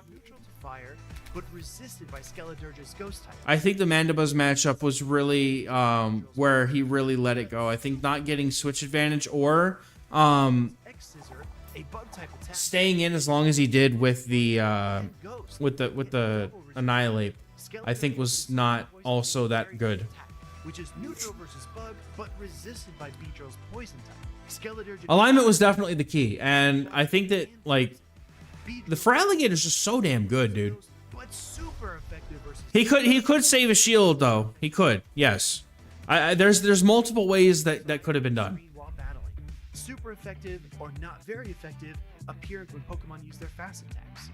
Protect shields turn red when shielding super effective damage. Man, purple when let me tell y'all how ready I am for this break to be over. When shielding resist damage. Lastly, make sure to check the type icons at the top right corner of your screen. The power of a charge attack depends on the Pokemon using it, so an Earthquake from Swampert likely hits harder than one from Clodsire. A Pokemon that uses an attack that aligns with its type will receive a slight damage bonus, called same type attack bonus or stab. Finally, buffs and debuffs can swing the momentum of an... I don't have a high rank Shadow Gator. Mine's a decent rank Shadow Gator, but yeah, it's just so lackluster in general. That's all for me. Best of luck in your future battles, trainers. Because mine always gets lined up against someone else's Feraligatr that just hits me with a Shadow or hits me with a Hydro Cannon and farms me down. Number 5 goes to Harjet, and he is our 2024 Latin America International Champion. And stuff like that is kind of why I just decide not to run things that everyone else is running, because it like I don't want to be stuck in like these losing mirror situations. It just sucks, man. It just feels bad. It helped me with the game and was amazing. Pokemon is something that I really love in my life. I have been playing competitive Pokemon GO since like the day one, like since have like the PvP in Pokemon. Yep. And I started playing like against friends and other people from my city, and I saw that I could be a really good player. I started winning a lot and started to practice against like people from other countries and regions. I tried to compete in other sports in the past, and Pokemon GO. I just want updates, man. I'm half expecting them to just be like Yay Dynamax, next season name, and then that's it. But I would like them to go over the move updates for next season. I think that would be really nice. To watch the stream. That's what we're all here for, man. I like everything. That's what we're all here for. Also, this would be the earliest that they would ever have the move updates ready for us. That's amazing. Part of me wonders if they had some of them ready, but they decided not to put them out this season, which would be kind of feels bad. But to keep your mind focused on being competitive and in the games. Like you can easily lose that, and you Keep going, Chris. Keep trying. Just focus on don't force it, what you man. have right now. Just play when you feel like it. That's the next step. Try to stick to one team if you think it works. Now and for the future. You'll get there, So man. I think something that I learned, and I try my best to use that when I'm playing. I think my favorite moment right now is winning the international today here in São Paulo. It was something that I dreamed like a lot. Like the last weeks, like almost every day I was dreaming to. I gotta get ready to take screenshots of this now. That's the best memory I have right now. Maybe in my I gotta be ready. amazing. In case they actually give us something that's worth looking This at. season is to be known. Like I really want people to all over the world to know me. Like that's the guy he's winning. That's the guy that is probably the best of the world. And I think to achieve that, I have to win. I have to win regionals. I have to win internationals. I have to win worlds. So that's the goal. It's a good goal, man. It is. It really is. All right, come on. Let's get in. Get in. Come on. I don't need this. As Eric Clapton once said, it is late in the evening, but the energy is still erupting here at the Hawaii Convention Center. We just saw Palasha, Rise, and Fishy Legs punch their ticket to day number 2. I'm Wholesome_, joined by Softop, and we're about to wrap up the rest of our battles here on day 1. It's the 2020. The rest of our battles? Are you kidding me? That's right. There's just a couple of spots left on that day 2 top 32 set of trainers, and we still have a couple of matches, and we're going to find out who those trainers are. Going to talk about energy, and one of my favorite things about being at these World Championships so far is spectating with the crowd here. All these trainers cheering for those. Don't make me suffer through 2 more matchups before you give me the news, bro. I'm up at 1 a.m. for this. Tournament, just like you said. I've been walking around feeling some of that energy, and it's just great hearing all the stories from all the different trainers. I was promised. I was promised after this break. Caleb, you gotta come through for me, Caleb. Come on. Come on, Caleb. Caleb said it was after the break. Absolutely. I mean, we have trainers who have been at 3 World Championships. Caleb himself said it. We also have trainers who are just at their first World Championships. Well, yeah, we have to now because we're live. I don't have a choice now. I can't fast forward through them like I was. These different stories kind of mesh together in these playoffs. That's right. You know what? I think we're going to go ahead and get our trainers ready here. We have a couple, I think, familiar faces that we've seen in tournaments before. One that I'm looking forward to very much is House Stark. House Stark not only is a household name come on. when it comes to the play Pokemon, come on, winning regionals and having lots of success in bro, they're having so much fun stringing us along right now. Come on, dude, I don't give a shit. That we've known for years and years here. Anyone who's been a PvP. Bro, Stark's got the Typhlosion though. So I'm so excited to see him here on stage. So take a look at these teams here.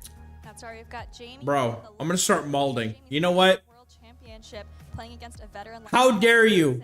How dare you? I think Lickitung is looking pretty safe. What really stands out to me here that we haven't seen a lot of today, and that is the Shadow Typhlosion on House Stark. The Lantern, I actually think it has a lot of play here. Well, what's so exciting about Shadow Typhlosion is it's as soon as we all go to bed, dude. They're just waiting for us to get up in the morning and do this. Which are everywhere. God, that's such a letdown, dude.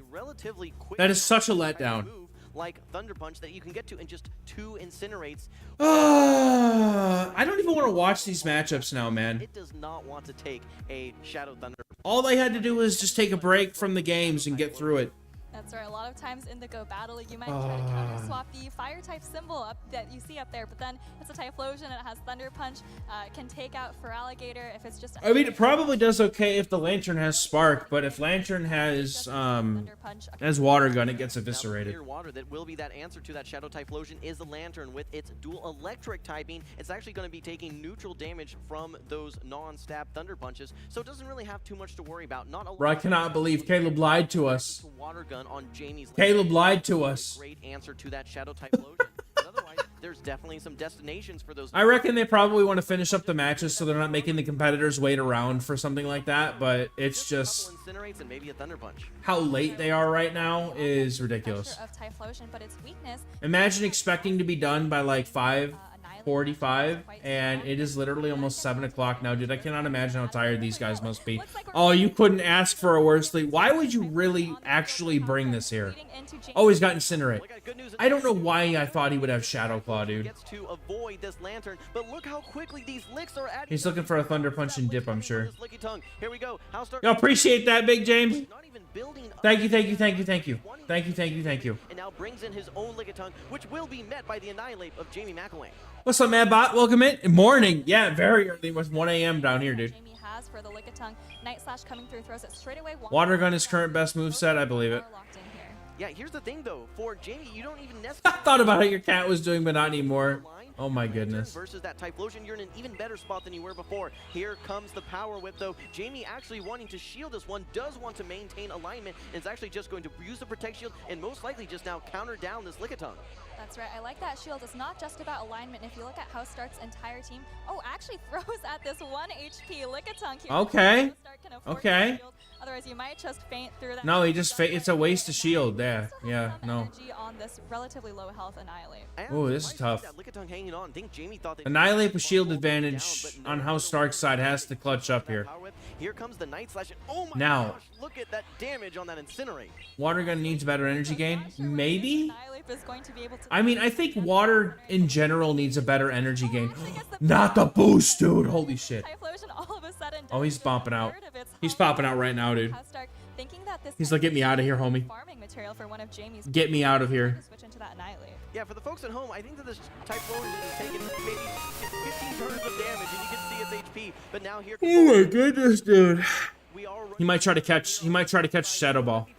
Quite as fast, but some consistent okay. Attack pressure. How Stark building up here, but opting to just go straight for this Night Slash. You see the Ghost Streamer in his natural environment losing sending the promised news. Really though, I am losing it by the minute. Night Slashes now knows that the counter damage is going to add up pretty. I think that we need a better water energy gaining fast move that isn't Water Gun. Like, Water Gun itself is fine. I think that we need to add another move that is better for energy gains. Anyway, let me move my fat head out of the way again, since apparently we're not getting any freaking news. The Lantern already is adding right. Surf. Protect shields are down for how. Yep. Yep, but one Incinerate is going to do the money, man. Let's see how much the Surf does. Doesn't knock out. No, just a sliver left on this Annihilate. Oh, and he gets taken out. Right there by Jamie's Lickitung. Yep. Has no and the Incinerates aren't going to be enough, bro. This body slam to take out that Typhlosion and take this very first game. So if that Typhlosion had some energy, it was one. What's up, Chris? Welcome in. Please don't buff Bubble Beam. God no, please. God no, please. Game number 1. Oh, that was a nail biter. So that Shadow Typhlosion is just such a hard win, hard lose type of Pokemon, and you're just holding your breath because each lick. Oh my god, dude, I'm so sleepy. All of its HP. You know what? I think Jamie looked at that Typhlosion and said, I don't want to deal with this, and just yeah, we need a different move. Like, they need to add a new move. Lantern, the or, and of course, the Annihilate with. Yeah, I think we just need a new move in general. Away at that Typhlosion. There's that boost that we saw. Look at that Typhlosion in just 2 seconds. Health almost half gone from what it had before. Yeah, absolutely. Well, I would have known earlier. I think we have 2 more matches before we can see the updates. I think we have this one and then the next one, and I think they're done. That you don't normally see in the meta. I mean, at this point, we're already here. Like, man, come on, just get it over with. From Jamie. Now that said, how Stark needs to figure out, all right, do I bring the Shadow Typhlosion because it's a Pokemon I enjoy? I don't believe me either, man. Has a lot of play, or do I make I don't believe me either. On the bench now, knowing that Jamie's probably expecting it. We talked a little bit before about whether you try to bring a safe Pokemon because you're worried that it's going to be obvious. And the problem here is that Typhlosion doesn't do as well into those neutral matchups. So if Jamie's going to be entering the Typhlosion as he was in Game 1, I don't know if you want to continue bringing it as House Stark. I'm curious to see on House Stark's side, will he be bringing this Cresselia? It does have some really rough targets, especially with the...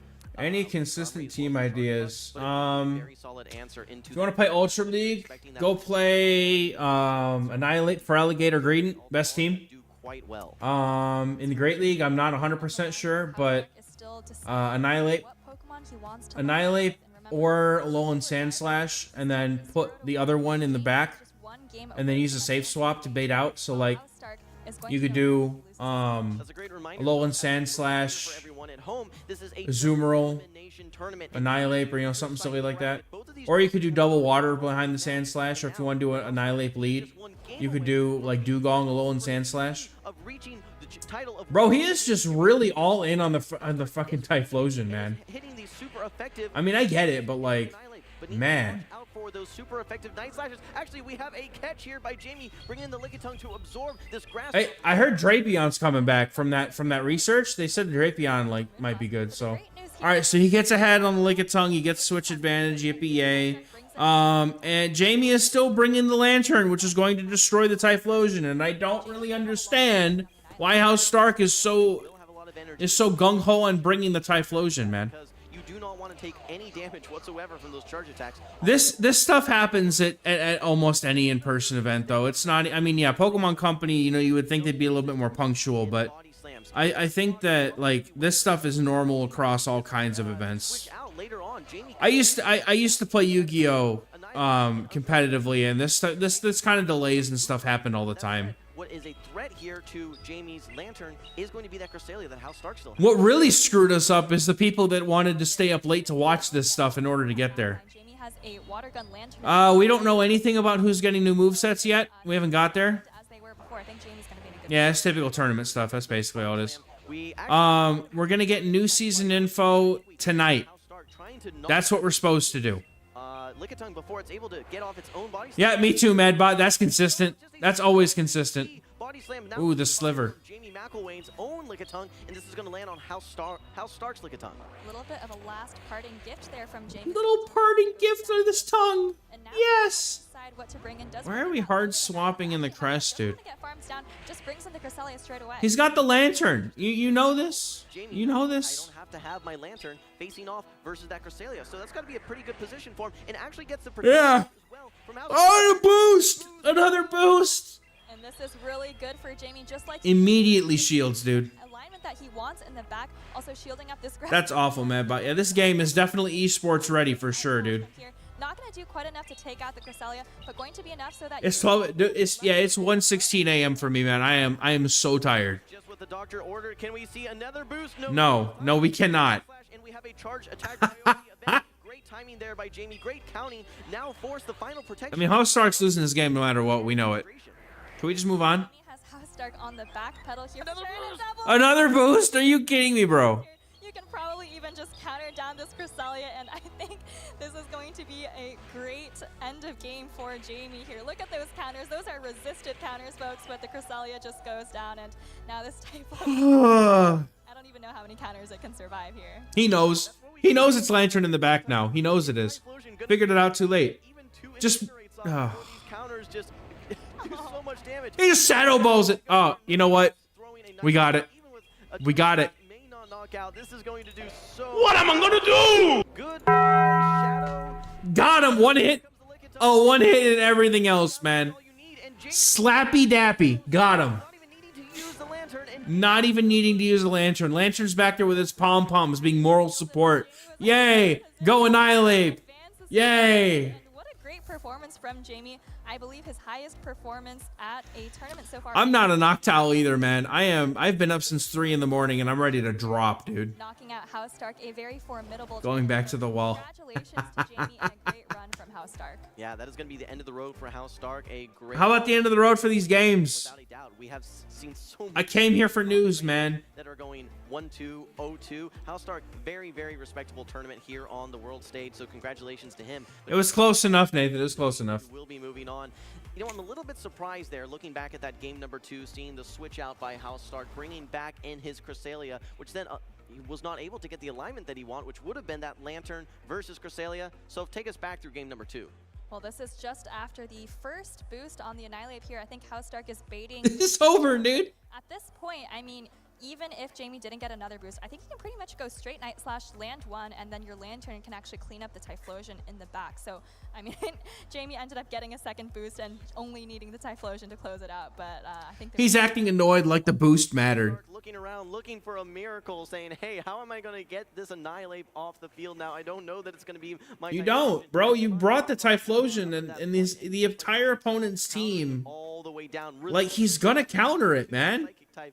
All 3 Pokemon on the bottom there, yeah, they all get dumpstered by Skeleton or by the Incinerate. You know he's gonna bring it. Insane damage we saw there. The counters on the Cresselia. And I feel like Typhlosion was a massive trap for Stark to bring that. Boosted Shadow Ball at the end was probably enough to take out multiple Typhlosion. I think it's still double elimination. I think it's still, you get a chance because they have winners and losers. We've had almost a full day of games so far. A big debate for us early on. But anybody in the losers bracket gets knocked out and they lose.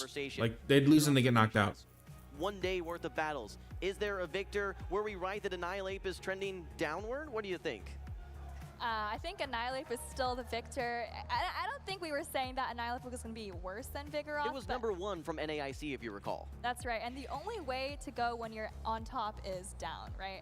But I think Annihilate was still incredibly strong. We've seen a lot of them today. I mean, of course, we just saw that Annihilate quadruple boost there, and we've seen some other boosts throughout the day. Tell me this is the last one, please. The Shadow Ball goes please. Everywhere, so even if you're in a bad position, sometimes Annihilate can save you if you're up energy. Yeah, Axon got knocked out, apparently. Regionals won by the boost. We've seen matches, we've seen games won by the boost. So I think that is the one X factor that Annihilate has over. I think they said something about 2 more matchups before the previous one. When you win, this should be the last one, I believe. In many cases, yes, maybe there is some bait. If it's not, I'm going to start sleeping right here at my desk. That unknown of, will I get that Night Slash boost? And we saw it there 2 times. Once you've got that... If this is not the last one, I will fall asleep on my desk right here. Let's go Annihilate. That's right. The game is pretty much over at that point. And yeah, I think a lot of the times when you see a boost, it's really tempting to just throw your shields there, and the game is usually taken care of. So, you know, 12.5% chance to pretty much instantly win a game in some cases. All right. Well, we see Onion Frank on stage. He is no stranger to being on stage here at... Onion Frank, Caramelized Onions is back. Regional circuit. He's had a lot of... No, and to be fair... certainly benefited from the one time that Axon was on stream, dude, he got bodied by bad team comp.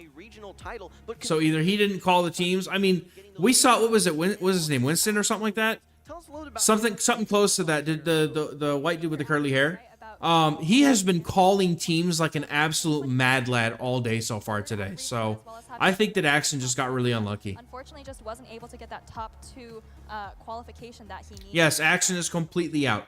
But this year, he was able to accrue a massive number of... Bro, Bonzi, I think we're all in the same place right now. We're just like, come on, let's finish this up so we can get what we came for, man. On stream, and now still fighting for that day 2 ticket. Yeah, no surprise that we're seeing him this far in the tournament. He's going to be facing off versus Gerald X, who we've seen especially on the regional circuit on the West Coast. This is the last game. California, for instance, regionals. He's going to be running the team of the Annihilate, Skarmory, Lickitung, Lantern, the Shadow Gligar, and the Altaria. Triple flyer team here, Soph. Is that surprising to you? Come on, man. Well, all of those flyers are... Give us the updates. Come on. Triple flyer a couple times throughout the season kind of popping up on these various teams, but individually, I don't think any of them are a particular surprise.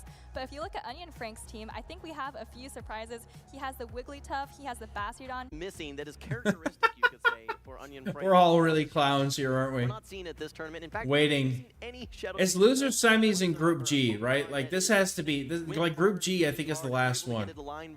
This has to be it, right? Line versus pretty much anything else, you may have some struggles. Now that said, like you said, Onion Frank does have some Pokemon that have very defined matchups as soon as you bring them in, and that Bastiodon is the elephant in the room in this case. Again, 3 flyers on the side of Gerald that it has some play into, especially that Skarmory and that Altaria. Let me ask you this, so Skarmory and Altaria, can you bring those as Gerald, or is the threat of Bastiodon too strong? Well, there's only one Bastiodon and 2 of them, so I'd say you definitely can. I mean, the thing is, if you look at the Bastiodon and you look at Gerald's team, there's the Annihilate, there's the Shadow Gligar, there's the Water Gun Lantern. I don't know if you're going to be too worried about the Bastiodon such that you're not going to bother bringing 2 of your 6 Pokemon. But, I mean, we'll have to... I think it might. Also, basically, they got whoever's left in the cut. left. Oh, well, okay, we like this lead. Sure we do. Onion Frank is happy as hell right now. We have Wigglytuff. Why are you staying in, though? Matchup for the Why would you stay in here? I don't understand. damage coming from Lickitung. It's not the What could be the worst matchup reason? for Lickitung, but you have to give a little bit of a favor here to Onion Frank's Wigglytuff. That's right, a nice matchup for the Wigglytuff indeed. Almost at the icy wind, which he's almost. What could possibly be the reason to stay in this matchup, right dude? away, you want to start debuffing that damage so that the body slams don't do quite as much. Like, And, is yeah, Gligar Lantern really that bad for Gerald? Like, why? I don't understand it, man. Soft lose this matchup. And, oh, actually, just There comes the Lantern. right into the water gun Lantern. Okay, well, this is interesting because Gerald actually has Huh. two answers to this Bastiodon in the back. One of them now being brought out, and with all that charm damage that we see already in, you have to give a little bit of an advantage to Onion Frank. Toxicity in Worlds, it's everywhere, man. Gerald has, he's going to be able to People are gonna play it in GBL. They're gonna play it in Worlds. Why not? Frank thinking to himself, okay, I want to shield a Thunderbolt to secure. Okay, we shield the bolt. Thunderbolt. It's going to be right away.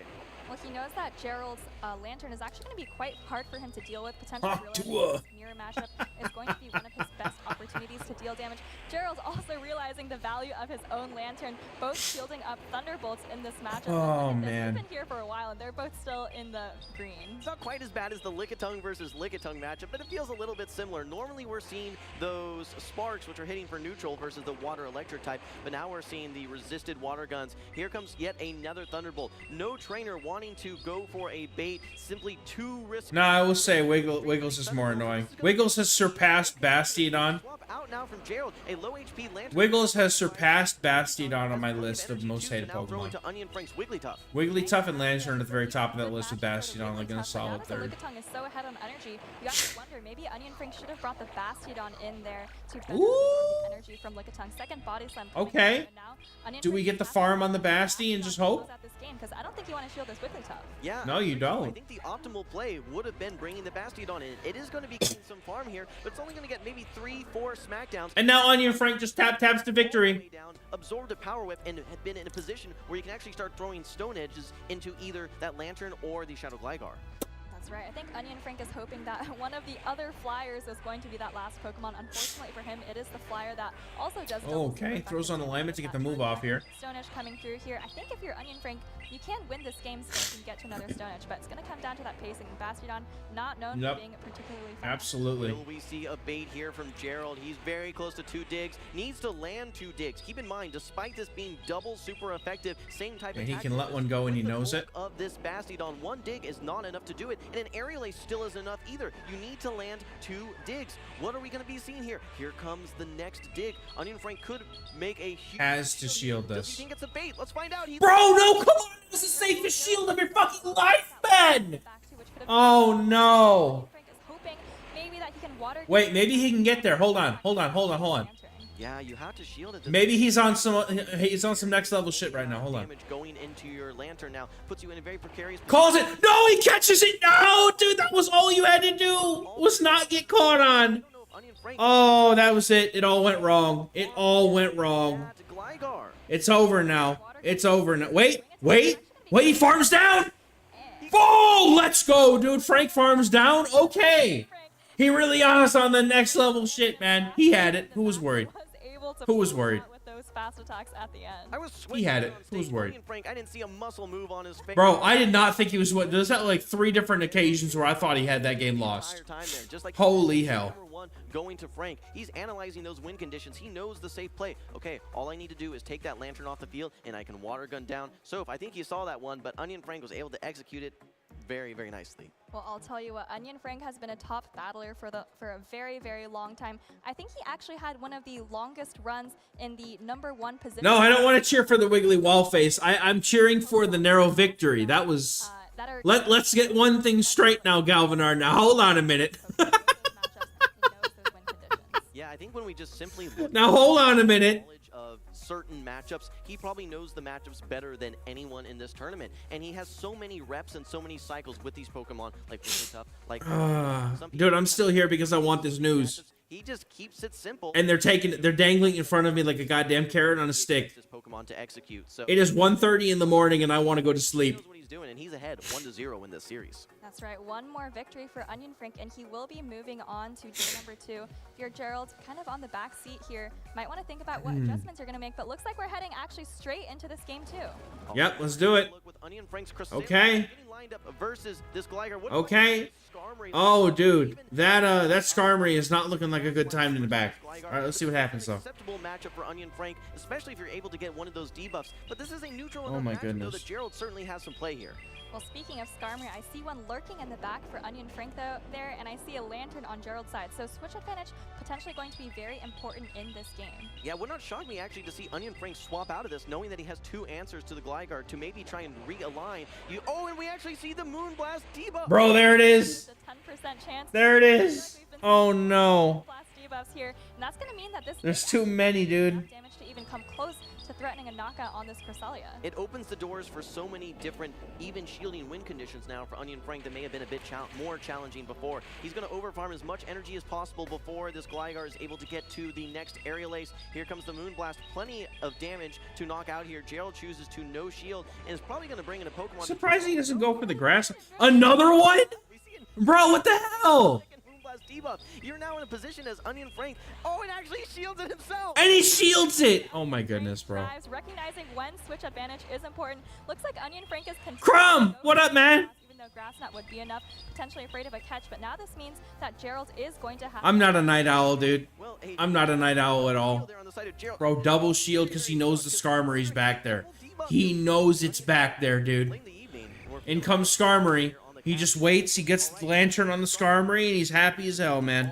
Not only are you resisting them, they're double attack debuffed as well. So this is just going to be a tiny bit of damage going into the Skarmory. Yep. Well, this might have been a heads-up play for Gerald because, you know, we're perplexed looking at him going down 2 shields here, but now he gets to align his Lantern on this Skarmory, Lickitung on the Lantern, so switch might have been everything. Well, you're thankful that this isn't Spark Lantern because you're not taking super effective fast attack damage, but still, True. Really not going to be doing much damage whatsoever, even with these Brave Birds. Yeah, a good chunk there. I mean, it does something, but yeah, not enough. And now what's waiting for the Lantern on the side of Gerald? It's the Lickitung. Okay, so he loads up the move. Now, Onion Frank does have a protect shield. If you're able to get the Lantern on the side of Gerald, interesting. I mean, he could do it. This is doable. This is not lost. But he has to save his shield now to deal with the Lantern that has the Thunderbolt loaded. You can live the Power Whip, no problem here. Do you save the shield? Yeah, he says no. I'm saving the shield for Skarmory, I think. I think that 2 body slams makes sense to knock out, so you're still gonna have to build to this Power Whip. Onion Frank, very okay. Just go straight. Just trying to get rid of it. The thing is, though, is we saw how much damage that Brave Bird did. From Onion Frank, and we see how much damage the Brave Bird did. All that Frank has to do is get that Lantern down low enough where that Brave Bird can knock out. So that his own Lantern can potentially come in and close out the game. Looks like this Thunderbolt is going to come through. Going to put the Lickitung actually. Yup. Farm it down. Oh, he comes and gets the farm on Skarm. Okay. Yeah, we're in. We have to remember that there is a Thunderbolt stored, has a lot of energy, so that's what dude, this is going to be very close. From Onion Frank so that you can land that Thunderbolt. But now you just save your shield. He can never farm down here anyway. Actually going to put probably even HP. Yup. Okay, and I mean, the surf is going to be enough, but now all you can do is just farm down with your Lantern. The surf here, you have a Thunderbolt stored. Frank is just pulling it out today, man. Still has protect shield. Yeah, Frank is out for blood today, dude. To win this game, but look at the HP on this Lantern, and Onion Frank, all of a sudden, I thought he was in a terrible position, but it looks like he's going to. I did too. I thought he was going to lose this for sure. It's never just about team comp. You never. Sometimes it is, but this time, you know, in some of these games, it hasn't been. Onion Frank clutching it up. Now give us the fucking move updates, man. Group G, Onion Frank again, cool, calm, and. All right, I need to go to the restroom. I'll be right back. And I feel like I've seen this from Onion Frank before. Games where it looks like he is absolutely in a terrible position, guaranteed to lose the game, and somehow, out of nowhere, he pulls it out. Some trainers, they crumble in the face of defeat. Not Onion Frank. He stares it straight in the face and finds his win condition. I think he knows the win condition all along and continually able to execute on those win conditions. Very impressive run. We only got to see a little bit of Onion Frank, but in the good matchups, in the bad matchups, able to find wins both times. That's right. I think in that second game, he was shaking his head when he was farming down the Gligar with his Skarmory, potentially thinking, I already know there's a Lantern in the back and I need a switch advantage. But you know what? He stuck it out. He threw a Brave Bird at the Lantern before switching out so that that Lantern would be chipped enough for him to be able to deal with more easily down the line. Who would have thought that the way that you knock out a Lantern is 2 resisted Brave Birds and then resisted Water Gun from your Lantern? It's not something we see every day. Taking a look back at this game number 2, again, we saw a great no shield from Onion Frank, just throwing body slam after body slam was Gerald. That Lantern was able to hang on without any sort of shield pressure whatsoever. Lantern was actually able to close out that game, but not after, don't forget, the work that Skarmory did with 2 resisted Brave Birds landing into Gerald's own Lantern. And I love this play style from Onion Frank. He's really known kind of infamously for running these inflexible Pokemon, but we saw him adjust there. Game 1 brings the Bastiodon wins. Give me the move updates. Come on. Quote-unquote inflexible Pokemon. Come on. And is able to pull it out from a terrible position. So it really goes to Come show on. how flexible and skilled of a trainer he is. It's 1:30 a.m. Give it the damn move updates. Come on. Normally when you're running those inflexible Pokemon, like you call them, it's so dependent on Come on. having that Pokemon in the right place at the right I mean, they're paid to be yappers, let's be honest. Using your protect shields to dictate They can't just skip it along because they have to give some time into the matchup. They have to talk about it. quote, inflexible Pokemon and push. It's like pushing a square peg through a round hole and still. Bro, let me tell you about square pegs and round holes and how much I want to listen to these move updates right now. In that second game, it seems like both trainers kind of wanted switch advantage. One Gerald is the one who went eternity for it, went down both later. shields. Also got, of course, double debuffed by that Moon Blast, which couldn't have helped. But we saw Gerald actually being the one going. They ask you how you are, you just have to say that you're fine when you're not really fine, but you just can't get into it because they would never understand. That we wanted to review with you guys here as well. We have an email sign up promo. Make sure that you guys are signing up here for email updates. You can subscribe using the QR code. I actually don't have an Xbox, to be honest. I don't have an Xbox. We saw a really cool feature earlier talking about Pokemon casting. One featuring our own eternity Pokemon Go later. caster, Speediest. Come on! Make sure that you guys sign up for email updates using the QR code that you see on your screen. Well, it's not just email updates for future events and live streams. Bro, if Wiggles gets a buff, that's not just rollout.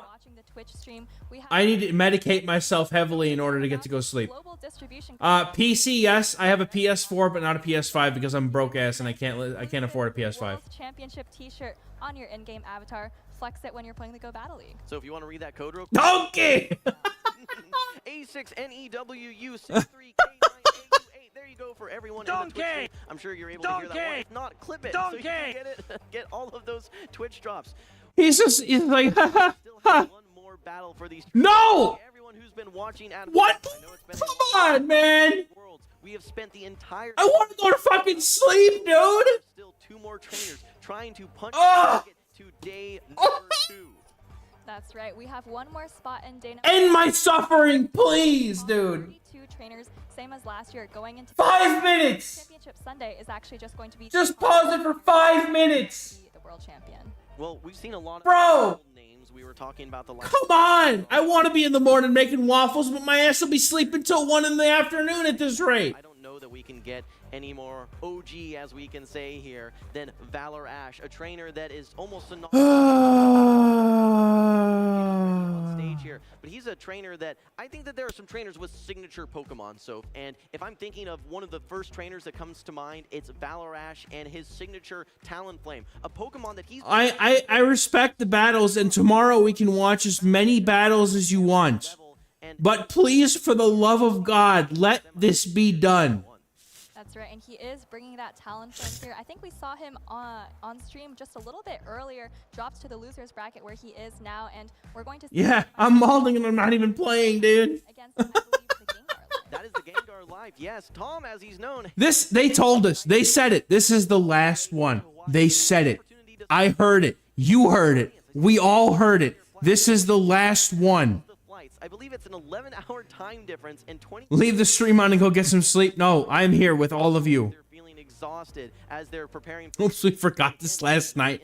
Bro, what a kick in the dick that would be, dude. As they've been just going through this battles, there's a lot of mental composure that you need to maintain. In some cases, you might have an hour or 2-hour break in between your. How about a break from these battles for 5 minutes for the move updates now, huh? Come on. Moment of your Come on. life is right. Come on. Well, that's a lot of pressure. And, you know, these trainers have different ways of preparing or getting into the zone.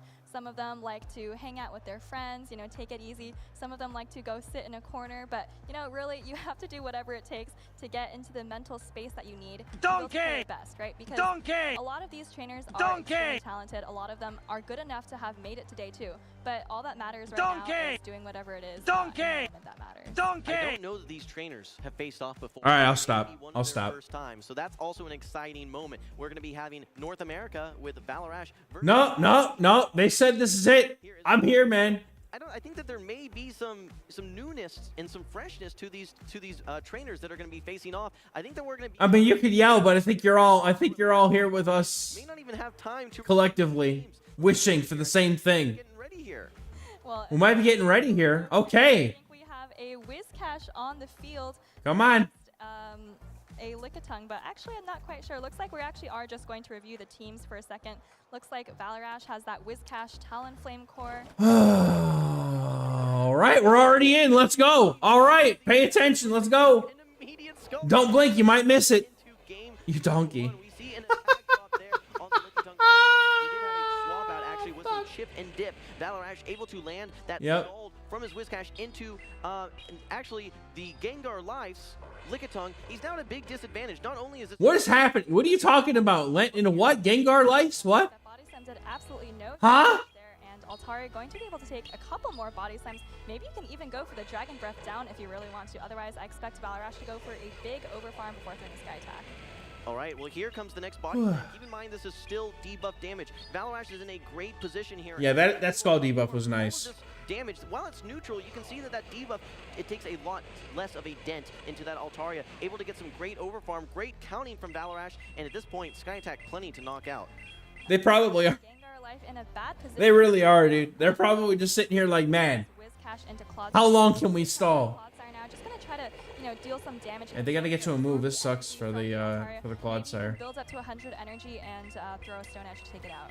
Clodsire's an interesting pick, so if we haven't seen too much of it, this is one that Caleb just swears by. He says it's one of the best Pokemon in the meta. Great coverage, of course, with that ground and rock type, with Stone Edge able to obviously take out this Altaria at this range, and probably then some as well. Here comes the Stone Edge, though. This will remove the Altaria from the field, but ValorAsh... Oh, trainer's name is Gengar Life. They didn't update it in time, and I thought it was something else. Lickitung as well. All right, well, the game's not over. I'm very much expecting rollout buff and rollout Wigglytuff. That seems like it would make sense to me, based on the pictures that they showed us for the day 2 research. Essentially, you would love to get a debuff here, but again, that is resisted damage, and you're going to be pulling the shield either way. So the Shadow for Alligator actually over farming, may have miscounted the energy just slightly, still able to tank one of these mud bombs no problem, perhaps just wanting to farm up a lot of energy, knowing that there's probably going to... I mean, Crest is kind of risky. You can't really bring that in. You kind of have to stay here with the Wizcash, I think. Does have that Cresselia in the back, and that Grass Knot is definitely going to be doing more damage. Looks like ValorAsh is shielding up. The Wizcash, though, wants to get off another mud bomb, or maybe just preserve... I'll rest when I'm dead, Alan. Actually, it'll come soon. It has to. That your Cresselia is not going to have that much play into... I tell you what, though, tomorrow, I don't care how late they do it. I ain't going to do it this late. We'll watch party until I feel like I'm going to go, I'm done, and then we can just catch it up in the morning or something. We can just catch up on Sunday, whatever we miss on Saturday. Okay, letting the Feraligatr go, I think that was probably that was a mistake, I think. Pokemon of that Cresselia, but the Cresselia is not going to have a problem taking out the But it is what it is, right? Is just so far ahead, and early on in that game, don't forget we saw the Skull debuff from the Wizcash on. Get the Crest out here now. Yep. Set the stage for this game 1. Just double up on Grass Knots. I think that's an easy dub. There is so much work that this Clodsire needs to do. I think it's going to need to land 2 Earthquakes and then some additional damage. Maybe Gengar Life thinking, okay, it's like 2 Earthquakes and a Stone Edge, I think. That could be the recipe here for success, but there's still so much work to do. Unfortunately, I just don't think there's enough time to get to a Stone Edge and 3 Earthquakes, so we'll have to see. Clodsire is very bulky. You do take this Grass Knot, no problem, but I think the Psycho Cuts are just going to add up too quickly. Secretly love that winning team. I just don't think there's enough time to get all the fast attacks you need. Yeah, you need to get to... Yeah, Crest is super thick, bro. As his Cresselia, you get to these Grass Knots sooner and sooner. 665 there, has 2 almost ready to go there. Just a fast attack down. Game number 1. All right, 1 game over. Now, so we got into the actual Come on. a bit late there, but I believe our lead matchup was that Whiscash going into the Clodsire, which is going to be a positive matchup for sure for ValorAsh. We saw a quick swap out from the Gengar Life into the Lickitung. ValorAsh stayed in with his Whiscash to land that Scald, and fortunately for him, was able to get that Scald debuff. Oh my god. We did see a nerf on Scald. What's our percentage chance now for a debuff? I believe it's 30%, and ValorAsh was able to hit that 3 out of 10 chance. You know, I like how Gengar Life played that game, even though it ended up obviously resulting in a loss. But if you look at ValorAsh's team, the Lickitung safe sub is really strong. The Shadow Feraligatr was really strong once the Altaria was out of the way. Please scoop. Just pick up the phone and walk away, homie. Not make too many adjustments. And Let it be done. I feel like there was kind of a window for some counter. Oh man. I mean, I'm down for some good battles, but I feel like at this point the delay is ridiculous. For they're promising this stuff. Too much. There's a lot of tough matchups there for that Talonflame. The Shadow Feraligatr. There is a Lantern. There is a Clodsire with access to Stone Edge. Those are 3 really tough targets. But that said, the Gengar Life also running Wigglytuff as well. So it could be a really good answer to that Wigglytuff should he bring it. Let's see what these trainers have in store for us. It's game number 2. Come on, game 2. Sweep it up, Ash. Come on, just because I want to be done. Quick. He gets a much better lead this time. Now has the Lickitung in the lead versus the... Ooh! Needs to land one of these power whips though, so... Alright, but let's be honest. ValorAsh's backline is looking kind of saucy right now. Early on, it could make a huge difference. First Scald's coming. Do some battles, it'll help, trainer. I can barely stay awake to do battles right now. No. Variant of Whiscash specifically for this matchup. 2 Scalds a little bit closer to knocking out that Lickitung. Okay. The chip and dip here is ValorAsh actually opts to bring in his Cresselia in lieu of the Whiscash, absorbs some of this body slam damage, maybe trying to go for a catch on the power whip, but I think he's pretty happy to get some chip damage and get that Lickitung in a much more manageable range. Yeah, Gengar Life actually swaps in Feraligatr. Alright, so... energy, so it's actually not that comfortable. Yeah, getting to these grass knots is going to be really uncomfortable for them now.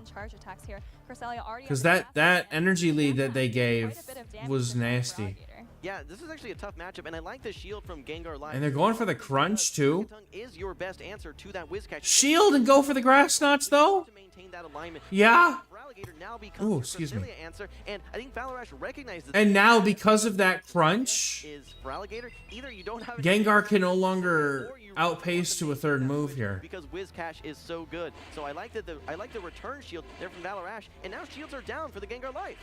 That's right. First Hydro Cannon coming off. I mean, we just get rid of this thing, right? Just about at that grass knot, whereas the Shadow Feraligatr is still 1 Shadow Yep. away. I think ValorAsh agrees. Going to try to get off this grass knot. Yep, you just get rid of it, man. I mean, if you wanted to, you go for one more Psycho Cut, but no, you just go for it, man. You just get rid of this thing. Stab in a very non-attack weighted Pokemon, just enough to knock out. Down goes the Shadow Feraligatr. ValorAsh now has the alignment that he wants. He's going to be able. Lickitung is going to be able to farm all the way down, though. That's kind of uncomfortable. Shields on both sides. Looks like he's gonna try And blast here, but Clodsire in the back is not particularly comfortable against Altaria or Whiscash. Like you said, ValorAsh has exactly what he wanted. He's going to be able to get the Whiscash on the Clodsire. He's super healthy still, man. Will be fired by the Gengar Life's Lickitung. This is gonna Okay, ValorAsh 2-0s. Let's go. Come on. We're done. Clodsire lined up versus that Whiscash, which is a disaster matchup. How long do you want to stay in this matchup? You need to preserve this Lickitung to eventually figure out a way to take out that Whiscash. Maybe we see a power whip stored for a potential combo play later. Actually, we see a nice catch by the Gengar Life. I mean, it's a nice catch, but it's still the move that Ash would have wanted to throw here. Well, the thing is that now ValorAsh can just safely go into Yep. Whiscash. Get right into that Whiscash and just dump it on him. Matchup with pretty much however much energy he wants or needs. And I think if ValorAsh knows what he's doing, which he certainly does, he's going to know how to overfarm here just how he needs. Yeah, I think that there's too much for this Lickitung to still do. I think the Clodsire, yes, it can do some. Oh yeah! Oh man, the attack drop just to kick him in the dirt while he's down. Go through, which means that this Earthquake is going to do even less damage. I think if you're ValorAsh, maybe you just double up on charge attacks here. A Mud Bomb plus a Scald should be good enough to close out this game. But first, let's have a caster tournament. All right, I would legitimately just turn this shit off, dude. They have to get it in. If they add something else in between, I'm done. They have got to make it next. Otherwise, we'll just cover it on tomorrow's stream. For the Gengar Life, a very respectable tournament that we saw here from him, but this is the end. Yay! Yay! ValorAsh taking that last spot spot in the top 32. Congratulations to him. A well-fought series, and I have to say, in that game too, I mean, we were kind of just going along with the flow, but I really like that catch from ValorAsh in the beginning. Obviously, Wizcash into Lickitung, not a great matchup, but was able to absorb some of the energy on his own Cresselia. First, let's have a break for 10 minutes. Swap out the casters. Go over the origin story of Play Pokemon Go. And have Speediest Chief explain the same type of tag bonus to us yet again for 5 minutes. So I like the adaptation from ValorAsh, and without a true response to Gengar Life, he maybe could have stayed in a little bit longer, thrown a second body slam, then swapped to the Feraligatr, but that Shadow Feraligatr is just so threatened by any blade of grass whatsoever. They're the grass knot from the started back in '96. Back in the day. It was all ValorAsh at that point. That's right, Cresselia. My day. That we think of as a safe swap, but looking closer at Gengar Life's team, it was actually a really good decision for ValorAsh to realize there's not really a punish if I just come in here with my Cresselia, absorb this. You know what is a punish? Making me wait any longer for this fucking news. The grass knots from this Cresselia. I think that's really all we were seeing from this Cresselia was just grass knot after grass knot after grass knot, whether it was into the... Yeah, I get wanting to like call that maybe he no shields a Hydro thinking he can let one go. But you got, yeah, Hydro is the way to go in that matchup for sure. The Clodsire to do, but also the Lickitung. I think the Gengar Life didn't really have a lot of options. I don't think we saw any... I was keeping track of that energy though. I think that the Crest was going to get to that Grass Knot just one more before the final Hydro Cannon. That's right, and I think it's kind of... We're hoping, Timo, we're hoping. We're just waiting for them to finish breaking down the matchup that just happened. But both games, it felt like that's all. Which was honestly just ValorAsh performing an absolute murder here. That's all that happened, man. That's not how it was originally. It was the Lickitung. But once that alignment was flipped, which again, kudos to ValorAsh on being able to manipulate. Man, I remember trying to unlock that Mew from under the truck too. He was able to then get the Wizcash onto the Clodsire again. And once that's the case, there's just nowhere for that Clodsire to go. I used to have a cable to trade my Pokemon too. All right, come on. Hit me. Hit me. Please. Please. Please. On energy that he could force a switch for Alligator. All right. Well, so we had some great battles here. I'm so excited for day number 2. Yes. Great names that we're going to be seeing featured. Yes. A couple surprises as well. I know it's been Action got knocked out, Timu. He's out. We're going to kick it over to the lounge. Caleb, take it away. Kick it over to the lounge. Caleb's live. He's got the move updates. Come on. Jim and Soph, and thank you to everyone who's been tuning in to day number 1. Come on. Here we go. Here we go. For Pokemon Go, and for those of you that stuck around all the way to the end, you've been rewarded. We have a special sneak peek treat for you all, and that is going Come on, give it to me. The Go Battle League updates that will be dropping September 3rd. Yes. There's a lot of things. There's a lot. Here, so strap in and get. I got pictures. We're gonna get. I have the privilege of unveiling this to all of you. Okay. Okay. Actually, to my fellow co-casters, they don't even know what store. So to start things off, we have updates to the combat system. Switch time. Combat system. From 60 seconds to 50 seconds. Okay. First time we've Rock Slide gets nerfed. Wing Attack. I love that. Wing Attack's getting less energy. Very excited, but we got a lot more changes for you all. Counter. Energy down. Wing Attack. Holy shit.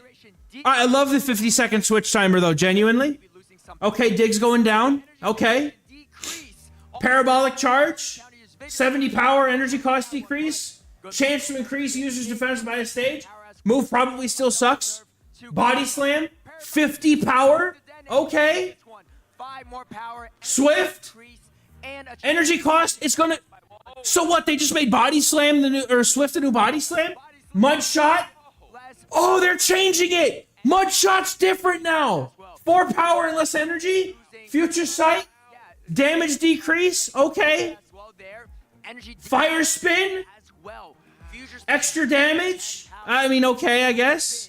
Getting more power there. Steel Wing? Energy gen decrease! Fuck Skarmory, let's go! Fuck Skarmory! Metal Claw! Bro, I called it! Metal Claw buff! Let's go! Let's go! Trailblaze energy cost decrease. That's actually huge. Huge! Zap Cannon! They're lowering the chance to decrease the attack. It's got to be 50% now, I'm sure. Smackdown! Getting nerf! Smackdown nerf! Razor Leaf nerf. Not going like this one. D-Gen can fucking die, dude. Power is going down. Astonish. Buff with power. I like it. A buff here. 3 more. Fairy Wind. Astonish. Fairy Extra power, but not getting not getting less energy. Karate Chop. Master, you're gonna like that. Energy gen increase. Better than Powder Snow now. Increase now that Mud Slap.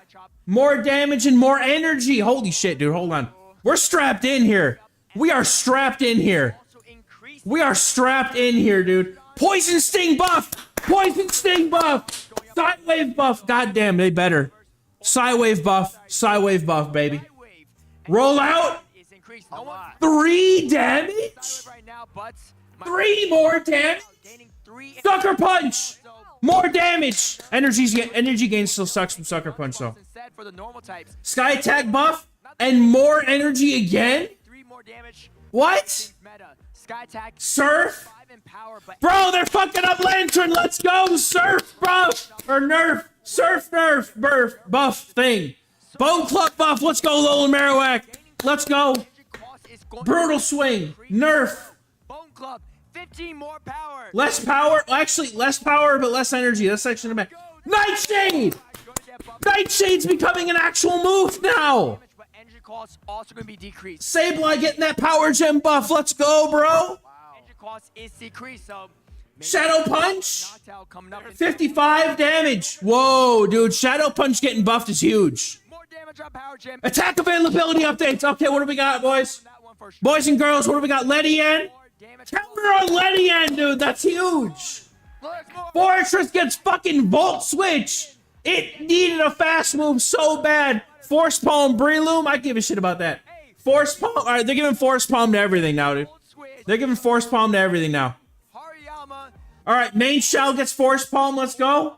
Draining Kiss on Clefable. Okay. Lucario knows it now. Draining Kiss on Togetic. Clefable. Rabombi. Rabombi. Getting draining kiss. Tapu Lele. Okay, but it wants Nature's Madness anyway. And hey, Pangoro gets Karate Chop. Fast move damage with Fighting type. Let's go. Licky Licky getting Rollout. That's actually kind of nice. Crotchop also recently gets Spiritomb gets Rock Tomb. Okay. Licky gets Shadow Punch Dusknoir. That's huge. Shadow Punch Dusknoir is actually huge. Brutal Swing Galarian Slowbro. Bro, Brutal Swing Tropius. Hello? up as well. Galarian Brutal Swing Manchow. Hey, I'm coping. Manchow finally going to be good. all get Brutal Swing, but Orangura's foul play. Okay. Persimmon. Pissimian gets a non-fighting move. Let's go. Ice Pokemon you don't see super often. Runarigan. Runarigas gets Brutal Swing. Let's go. Well added so Nightshade on Suya Typhlosion. Zoroark getting Nightshade. Nightshade getting a buff. Well, Zoroark getting Nightshade. the Nightshade. We got Hisuian type. Bro, they really going in with this one. Nightshade, Hisuian Decidueye. Getting a Nightshade added. Let's go. That's not nearly enough. I need more. You out there. I need more. The crowds. Here Bro, let's go. in the stadium, but also Let's go. home and maybe on Twitch as well. But got a lot of changes here. Break some of this down. That's it. I know for Nuki. I said the same thing. We need more, dude. You're probably a big We need more, dude. Fan of this one, and knocking it down to 50 seconds makes a lot of sense because It does. change the game, but it's not so significant that I agree. It was 30 seconds. That 50 seconds changes a lot. It makes things, it's not nearly as RPS if you can get 10 seconds off. To make it less alignment dependent. Because Yes. now you can run Yes. ones that are maybe quicker to charge attacks. Yes. Switch timer back and then pivot around more. The more pivots, the more fun. Yes. I like the 50 seconds. It's actually really huge. 50 seconds is an amazing compromise over the 30 seconds that they messed with a couple years ago. Icy Wind. Weather ball. Massive, dude. Massive. They're so cheap. Yeah, it's Yeah. so much potential to be able to now switch out immediately and have that be actually a part of the game plan and strategy to be able to win. They didn't give Wiggly rollout, though. I'm down with that. Very cool change. They just gave it like Draining Kiss or something. I don't know. Alone could have flipped over a dozen matches that we saw today Yeah. at the World Championship. Switch timer on its own is huge, and all those move updates. We'll have to break it down on PvPoke at some point. I was worried. To be We'll have honest, to break it down on PvPoke at some point. I said, I'm gonna have to take a look at these tomorrow maybe and see, make a video. Well, no, everyone else is gonna make a video on it. We'll have to wait and see until I have like a PvP Poke instance or something I can use. so you don't just feel like you're locked into only Annihilate. No, Steel Wing is fine. Steel Wing is fine. Steel Wing is fine. Moves got nerfed and buffed. A lot of the staple moves. I'm gonna try and make a video out of it. We'll see what we can do. Because what I want to do, I don't want to just make a video on the video of the news. I want to make a video with PvP Poke and be like, yo, look at all this. What's the thing that stands out? So I'll have to see if I can make a video out of it that actually works. Like Fairy Wind getting more Yeah, Empoleon, unfortunate. more damage are big, right? You can't really. I kind of miss Empoleon being good. Maybe that's changed now. Maybe you can't fast stack something down with Clefable. Bro, Drapion getting that extra damage from Poison Sting is really huge, though. It's got a bait move. Those are huge. Yeah, I absolutely agree. I think that Wing Attack nerf is huge. Bro, Wing Attack nerf is huge. Having to do some more damage. The flying meta is going away. I think grass types may come back again. Actually changes everything. It does. You are making the most common, the strongest. It does. Hold on, we got to think about it though, chat. Look, think about it, right? Counter, Wing Attack. Two of the biggest moves in the whole meta right now are being nerfed. Less energy. That's insane, dude. And Lantern, they make the Surf different. Yeah, Lantern got shit on, dude. I'm down with it. No, you know what? That was the next best thing, right? They just changed Surf, right? Think about it. What uses Surf that we care about right now that would really not want this change, right? Like Marsh Stomp kind of doesn't like. Let's just take it out right now. But yeah, we don't care about the stream. We're changing everything. Will be huge. You know how important pacing is. Hold on a minute, trainers. We're gonna go to PvP Poke right now. Take a look at this shit. We're gonna take a look. All right, Kyogre doesn't need Kyogre's fine. Kyogre's fine. Kyogre's fine. Kyogre is the source of degen in Master League anyway. We don't care. All right, rankings. Great League. Surf. Okay. Lantern. All right. Okay. All right. Jellicent. That feels kind of bad for Jellicent. I'm not gonna lie. All right. I'm not gonna lie. Jellicent looks kind of bad here. Tapu Fini. Right. I guess Mew sort of suffers a little bit from this. Lapras will suffer a little bit from this. The slow family getting their Surf. That is a little unfortunate from this. But aside from them, there's really not a lot. You know, Bibarel is like a very limited meta sort of thing. Don't you touch Bubble Beam? Oh man, that's true. They're gonna start running Bubble Beam, dude. I hate it. I hate it. I hate it. I hate it. But let's look at Wing Attack. Look at this. Mantine, Gligar, Pelipper, Pidgeot, Charizard, Golbat, all of this stuff. Especially Gligar and Mantine. Those are the two big ones that are really getting nerfed here. This is huge, dude. And let's just talk about counter for a minute. Energy generation of counter is getting nerfed. So, yeah. Counter forever has been the best move in the entire game, without a doubt, because of fighting type being a good offensive coverage, and the energy to damage ratio is huge. So we're gonna have to see. We're gonna have to see what it looks like when we actually break it down. I know my buddy Logistics over at the Battle Frontier. He's absolutely he's already on it, dude. I don't know if we're getting more updates. I think that this is substantial enough, though, to be completely honest with you guys. The whole meta revolved around Wing Attack and counter. It felt like, and Lantern being able to throw Surf. So I genuinely think that this is a very, very good place to go. Yeah, I'm gonna have to relearn a lot of counts too, bro. I'm right there with you, man. Yeah, Vigoroth is now officially getting absolutely bodied. Can we look at see what learns Nightshade? I'm actually very curious what already has Nightshade. Okay, not really anything. That's the list right there, man. So, all right. So Solosis, right? Or what is it? Is it Solosis? Is this the big one? Is Solosis the big one? Probably not. But it gets a whole lot of nothing, dude. But Psywave, so Psywave, right? Psywave, right? Psywave is getting buffed. I think they said it's going to get one more energy, right? I think it was one more energy, one more damage, one of the two.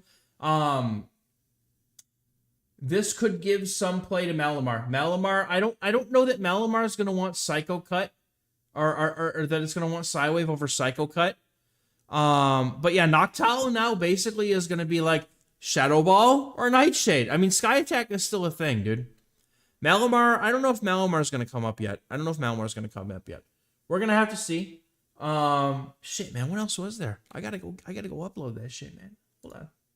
I gotta look at this now. I gotta go pull this up out of the depths of my computer, wherever ShareX put it.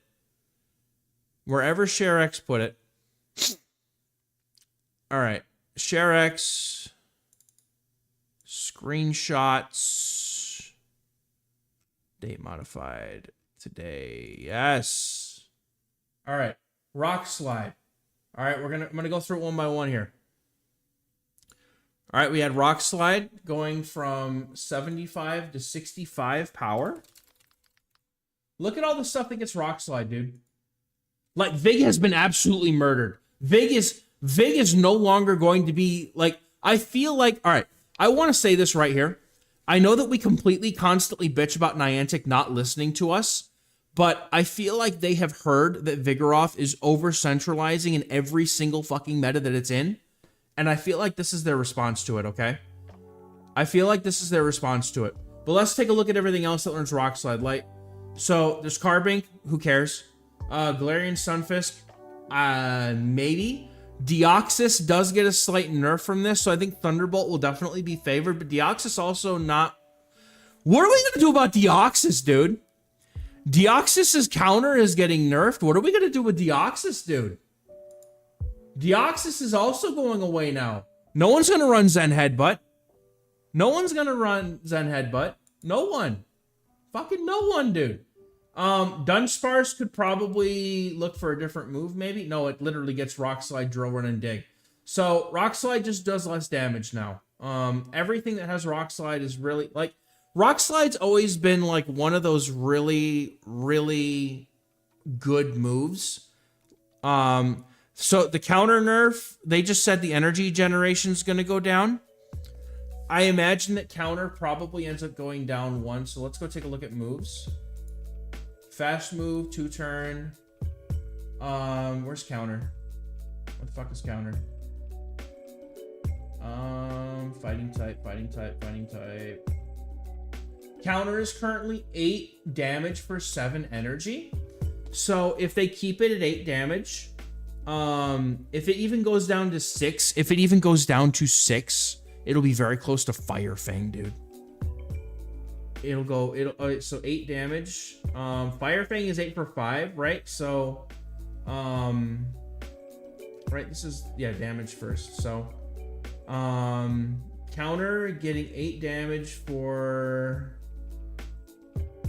Rock Throw is 5, right? So, like, the closest things that I can give you guys is 8 damage for, like, 7 energy. Or it's 8 damage for 7 energy. So, if it goes down to 6 or 5, it's getting very close to or a match of something like... It's going to be a Poison Jab clone. That's what it is. They're going to make it a Poison Jab clone. So, counter is going to be a Poison Jab. Shadow Claw is not busted as much as you would think it is, though. Counter is so good offensively, but Shadow Claw, I mean, they just released Necrozma. They can't get rid of Necrozma yet, right? But Shadow Claw is still double resisted by, like, normal typing. And I know that it's still good, but I feel like the meta does not revolve around Shadow Claw to the amount that it does around counter and Wing Attack. Wing Attack also getting its energy gen decrease, so let's take a look at Wing Attack. What the hell is Wing Attack? So that's Peck, right? So let's go find Wing Attack. Because Wing Attack, I believe, is a Powder Snow clone. Fuck me, where's Flying at, dude? Wing Attack is 5 for 8, so it's just like Vine Whip. So now what it'll probably be a Spark clone. It'll be 5 for 7. They'll probably make it a Spark clone. That will be shit on almost everything, dude. That will be so bad on almost everything, dude. All right, what else do we got? What else was there? Okay, so Dig is now going from 80 to 70 power. So I feel like dig is not going to be a big deal here. Like the dig nerf is not going to be a big deal here. It's literally Gligar and like nothing else. Like Nidorina, okay. Like there's nothing else that really uses dig except for some spicy shit. And I guess that technically counts. Because like now, I mean, you still have the ground type coverage of dig. It's just not as huge. Parabolic Charge I'm interested in. Because they didn't give it to anything else. So Parabolic Charge is being given to Heliolisk, Dedenne, and Bellybolt. And what they've done with Parabolic Charge is they've given it a power buff. Energy cost has been decreased, and they'll give it a chance to increase the user's defense. So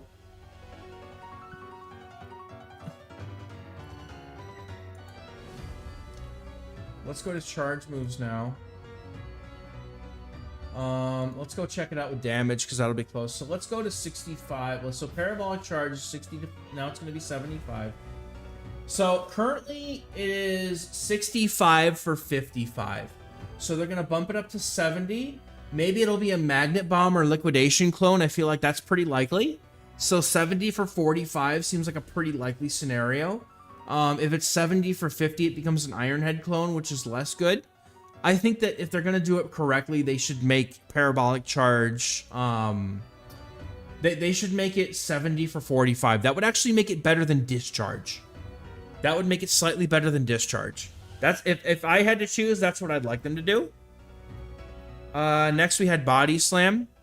So Body Slam just gets a 10 damage decrease, right? So now it's going to go from 60 to 50. So now, what was a Body Slam clone? 60 for 35. That was really, really fucking good. So Sacred Sword is 60 for 35, but that's a lot less common. So now it's going to be 50 for 35. So what's 50 for 35 here? It's basically going to be the same as Cross Poison, Breaking Swipe, Double Iron Bash. It's a Dragon Claw clone, chat. It's a Dragon Claw clone. It's a Dragon Claw clone. Which is still not bad. It's still usable. Its Body Slam is still usable as a Dragon Claw clone. Alright.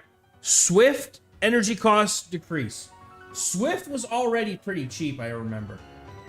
Body Slam, that's Body Slam. Let's do the energy now. Alright, so Swift was down here somewhere. In the 45 range, I believe. It's Wrap. I could just search for it, I guess. Alright, so Swift is 55 from 40. So it's going to be 55 for... the lowest that they could possibly make it is 35 energy.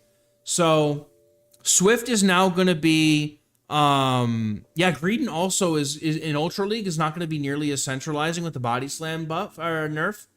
So Swift is now going to be 55 for 35. So it's going to be slightly better than Dragon Claw, but it's available to less things. So now everything that had Swift, if you guys remember, like everything that had Swift, like preferred another move, right? So Swift, everything still prefers another move.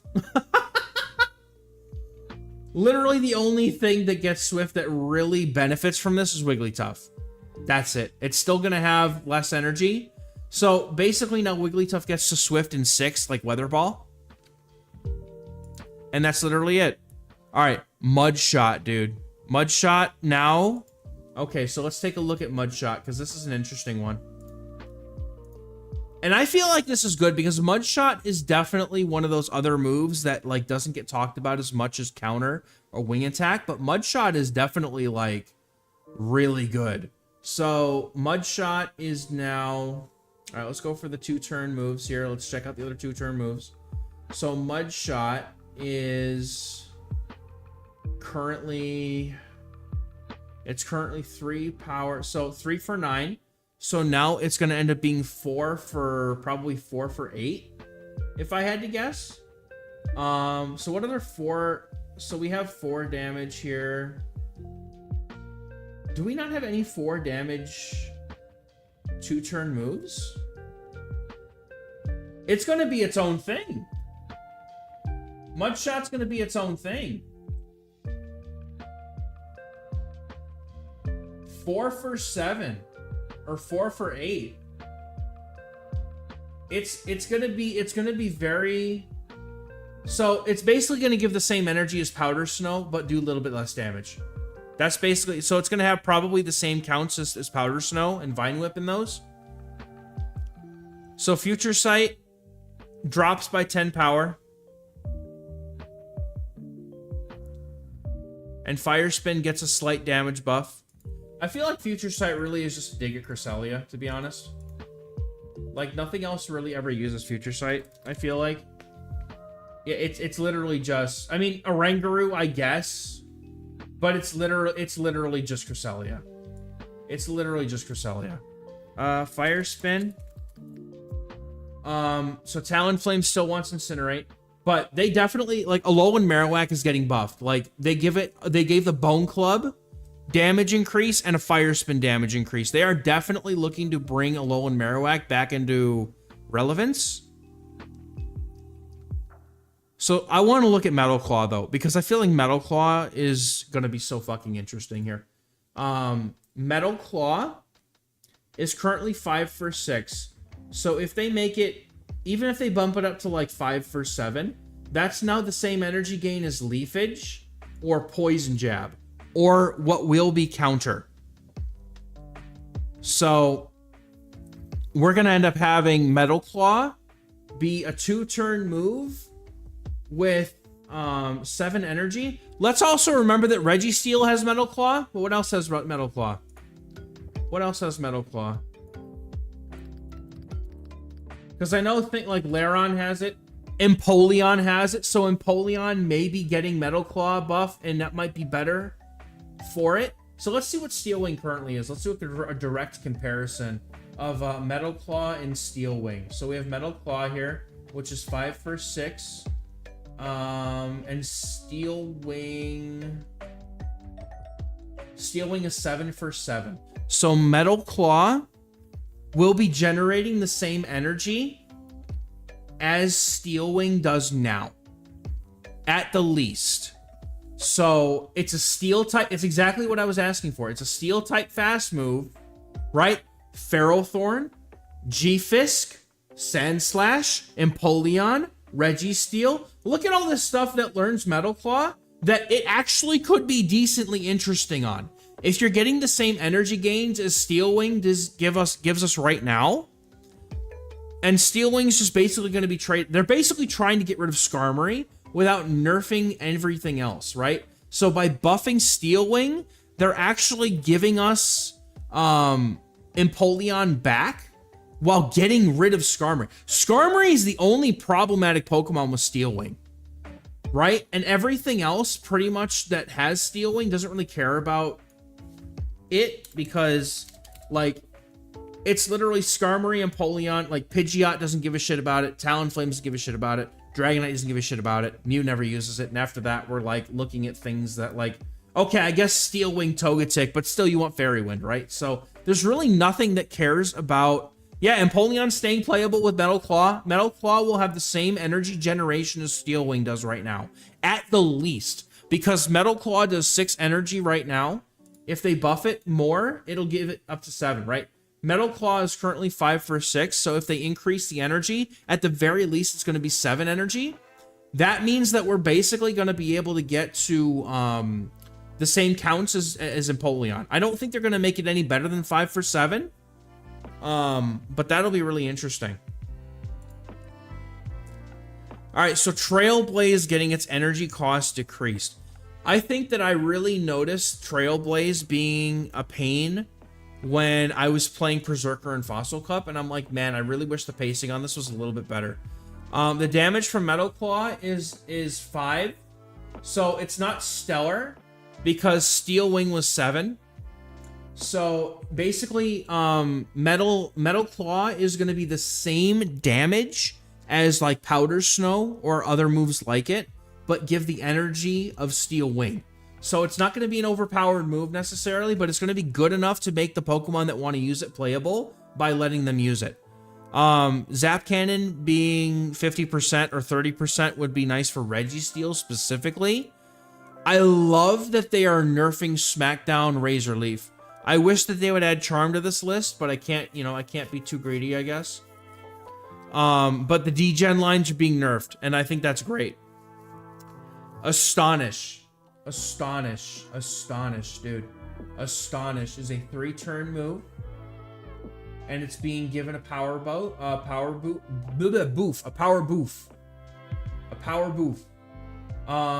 Okay, so let's go take a look at Astonish, which is currently 9 for 10. So now it's going to be 12 for 10. That's going to put that just under Snarl. It's 1 less damage than Force Palm. Astonish is basically going to be 1 less damage than Force Palm in the same energy. So that's a win. That's a pretty good. I think Spiritomb is going to be decent. I think they're trying to bring it out. Fairy Wind and Poison Sting are being given an increase in their damage. So Karate Chop is going to be interesting, I think. Let's take a look at Karate Chop real quick. Karate Chop is already 5 for 8. It's going to keep the 5 damage, but it could be 9. So it could have the same counts as Fairy Wind, Psycho Cut, etc. Think about this, chat. Think about using Mud Shot, right? Same energy, okay? Karate Chop to Cross Chop, 4 Karate Chops to a Cross Chop, 4 Karate Chops to a Body Slam, 4 Karate Chops to a Night Slash, and that does the same damage as it already did with more energy. It's literally the most busted clone move. Like, it's being promoted above the moves that it was already a clone of. Let's Karate Chop. On top of all the stuff they're giving it to, this is all the stuff that knows it. Magmortar could be interesting, I think. Magmortar could be very interesting. The Machop family, the Primate family, and that's really it for now. So it's really just the Magmar family, the Machop family, and the Primates family. So I'm gonna get to what's all getting chopped pretty soon here. I'm literally replaying the video that I took of this. Mud Slap going from 11 to 12 damage, and the energy gen is being increased. That's kind of crazy. So Mud Slap is a 3-turn move. So let's go take a look at that. Mud Slap, Mud Slap, Mud Slap, Mud Slap, Mud Slap, Mud Slap, Mud Slap, Mud Slap. All right, Mud Slap is currently 11 for 9. So it's going to be going from 12 to possibly 12 for 10. So again, that's going to be the same as 12 for 10 is the same as what we just talked about for Astonish. It's going to be a clone of Astonish, probably. Yes, Pangoro is going to be getting Karate Chop. That's one of the Pokemon that's getting Karate Chop. Poison Sting, I think that extra 1 damage for Poison Sting is going to be great for Drapion. Psywave, right? We already looked at Psywave. The energy generation is being increased on Psywave. Rollout is going from 5 to 8 damage, which is really nice because they actually lowered the damage output of it before, I think, or nerfed it right before release. Sucker Punch is going from 5 to 8 damage. So Sucker Punch now, let's see what Sucker Punch is all about, because it's been a bad move. So Sucker Punch is 5 for 7, and now it's going to be 8 for 7. Chat, do you want to know what else is 8 for 7? Do you want to know what else is 8 for 7? Fucking counter. They are making Sucker Punch a counter clone. Sableye gets a counter clone. Spiritomb. What else has Sucker Punch? Sucker Punch is going to be a fucking counter clone. Like current counter, not new counter. Sucker Punch is going to be what counter is now. Sucker Punch. Trevenant. Furfrou. Sucker Punch. Why is I thought Umbreon was on the list. No, Umbreon learns Feint Attack, not Sucker Punch. Dude, I'm about to build the Spiritomb, bro. I'm about to build the damn Spiritomb. Low Kicks also has Sucker Punch. Galarian Moltres gets Sucker Punch. Furret gets Sucker Punch. Spiritomb, Sucker Punch, Kecleon, Sucker Punch. Cacturn meta? Hold on a minute. Cacturn meta, anyone? Ninetales, you guys are confusing Sucker Punch with Feint Attack, I think. Because Ninetales knows Feint Attack, not Sucker Punch. Yeah, Dark is not as relevant. That's true. It's not, and that's okay. So Sky Attack is going from 75 to 85, and its energy cost is being increased. I want to take a look at what's like what that would be like. So damage 85. So currently the energy cost for Sky Attack, $75 for 50. So it'll go from 85 to maybe 85 for 60. Yeah, there is currently nothing that is 85 for 60 or 85 for 55, but the closest thing would be like Scald, which is 85 for 50. So think Scald damage, but more energy than Scald, because it's already at 50 energy. All right, Surf. We talked about Surf. Surf is getting an energy cost increase and going to 75 power. So what's Surf at right now, stat-wise? Surf is currently 65 for 40, so it's going to up to 75. So they could make it 75 for 55. That would be a Signal Beam clone, which is garbage.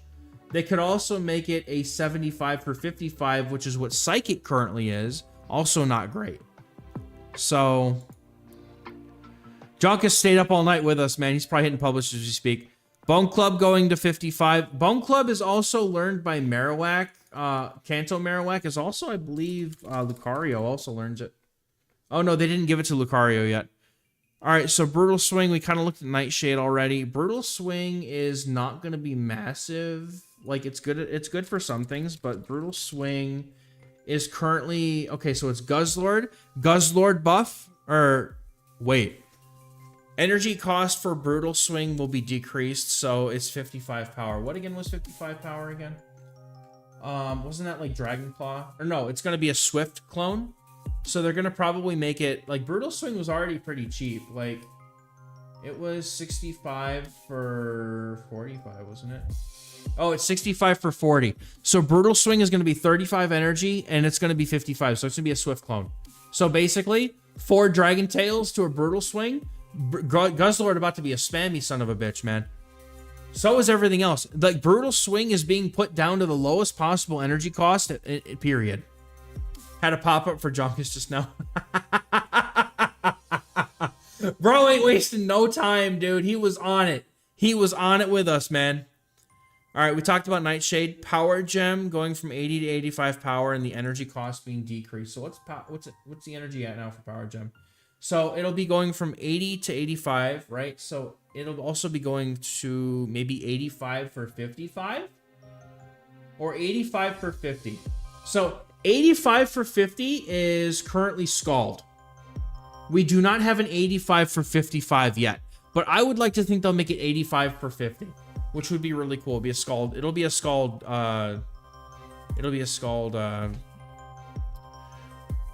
Ampharos move count? My God. Imagine, okay, so if you imagine the counts for Volt Switch to Breaking Swipe from Heliolisk, so it's like 3-2-2 or something like that. Shadow Punch. Shadow Punch is getting the damage buff. I want to see what all in Shadow Punch. I would bet you guys we're getting Evo Cup again because Shadow Punch was a Dusclops thing, but also Haunter. Golurk is getting it too as a buff. I think the Dusknoir getting Shadow Punch is actually really interesting because it currently has Shadow Ball, Dark Pulse, but like it may not even want Shadow Ball at this point. Look at all the moves this thing can get, man. Like having a good Shadow Punch bait and then go for some coverage like Dark Pulse or Psychic or even Return, not bad. All right, so we talked about the attack availability updates. That's what's coming up next on my list here. Ledian gets Counter, which means that now it's really good against like Steel types and Rock types that would normally beat it. Fortress getting Volt Switch, bro. I cannot tell you how fucking happy I am that Fortress is getting buffed. Fortress, by the way, currently suffers from, has a really great fucking move pool and terrible fast moves. Give it Volt Switch, it's got Mirror Shot, it's got Heavy Slam, it's got Earthquake, it's got Rock Tomb, it's got Sand Tomb, it can even have Return if you purify it. We here, man. It's Fortress time, baby. Breloom getting Force Palm is fine. I kind of thought about this when they brought Force Palm in the game, and I looked at the availability of Force Palm. Basically, everything that could learn Force Palm in this game, I mean, you just wanted counter. So Golden Go with Astonish, yeah, probably, man. All right, so Clefable and Togetic are getting Draining Kiss. I mean, it's giving them a cheaper option, right? Togetic didn't previously have a cheap fairy damage move. It just had Dazzling Gleam, and Clefable had Moonblast. So this is giving it cheaper, better pacing on fairy type coverage on all of this stuff. Ribombee, Tapu Lele. I think Pangoro getting Karate Chop is going to be one of the coolest meta additions in a long time. Licky Licky getting Rollout helps differentiate it from Lickitung, and also it makes it interesting in it basically, like, if you think about all the different normal types that have Rollout right now, that's going to be Dunsparce, Miltank, and Licky Licky now. Rollout is very interesting in my opinion because it gives Miltank a really nice spammy move to use. But bro, Spiritomb, fucking Spiritomb, bro. We are living in a Spiritomb meta right now. I love it, dude. I like that they're giving Spiritomb because it's the same typing as Sableye, but its moves are vastly different. Shadow Ball and Shadow Sneak, it has all Ghost and it has Sucker Punch. But now it's getting Rock Tomb, it's getting coverage, it's getting a better Sucker Punch. So you could go Shadow Sneak or Ominous, or you could even go Shadow Ball. You could give it Nightshade if I think it learns Nightshade, maybe? I'm trying to remember what else it might learn. So Brutal Swing on Galarian Slowbro is interesting, but I think Tropius could be really interesting just as a coverage with Brutal Swing. I don't really know, like, in what scenarios you would prefer to give up the stab damage of Grass and Flying, but holy hell, that's interesting to me. I love that they're giving Menshao an actual, like, move pool. I might have to go find some now in this event. So if you guys don't have a Menshao yet, you might want to go grab one. Because with Karate Chop being better than fucking counter, like, holy shit, dude. Yep, RJ, we're already covering it, man. We already got through it. It's great, dude. It's fucking great. Runerigus getting Brutal Swing. So here's the thing with Runerigus, right? And the same thing goes with, like, Cofagrigus. Is its only cheat move was Sand Tomb. Now it has Brutal Swing. Now, I think that Runerigus still would like some sort of better ground coverage, but having another move is nice for it. Nightshade on Hisuian Typhlosion. I don't think that Hisuian Typhlosion had... Oh, it has Shadow Ball. Okay, well, I guess we're going to have to see if Shadow Ball or Nightshade is going to technically end up being better. Zorua and Zoroark. I think Zoroark really, like, it does suffer from... Like, Zoroark already has Shadow Claw. Foul Play. They're going to give it Nightshade. That's fine. Good ghost coverage. But, like, I don't think that... I don't think that Zoroark, like, was really missing anything except for stats, dude. And Hisuian Decidueye getting Nightshade is a nice coverage option for it. So, yeah. Really excited for this upcoming move update. And again, the 50-second timer is going to be fucking incredible.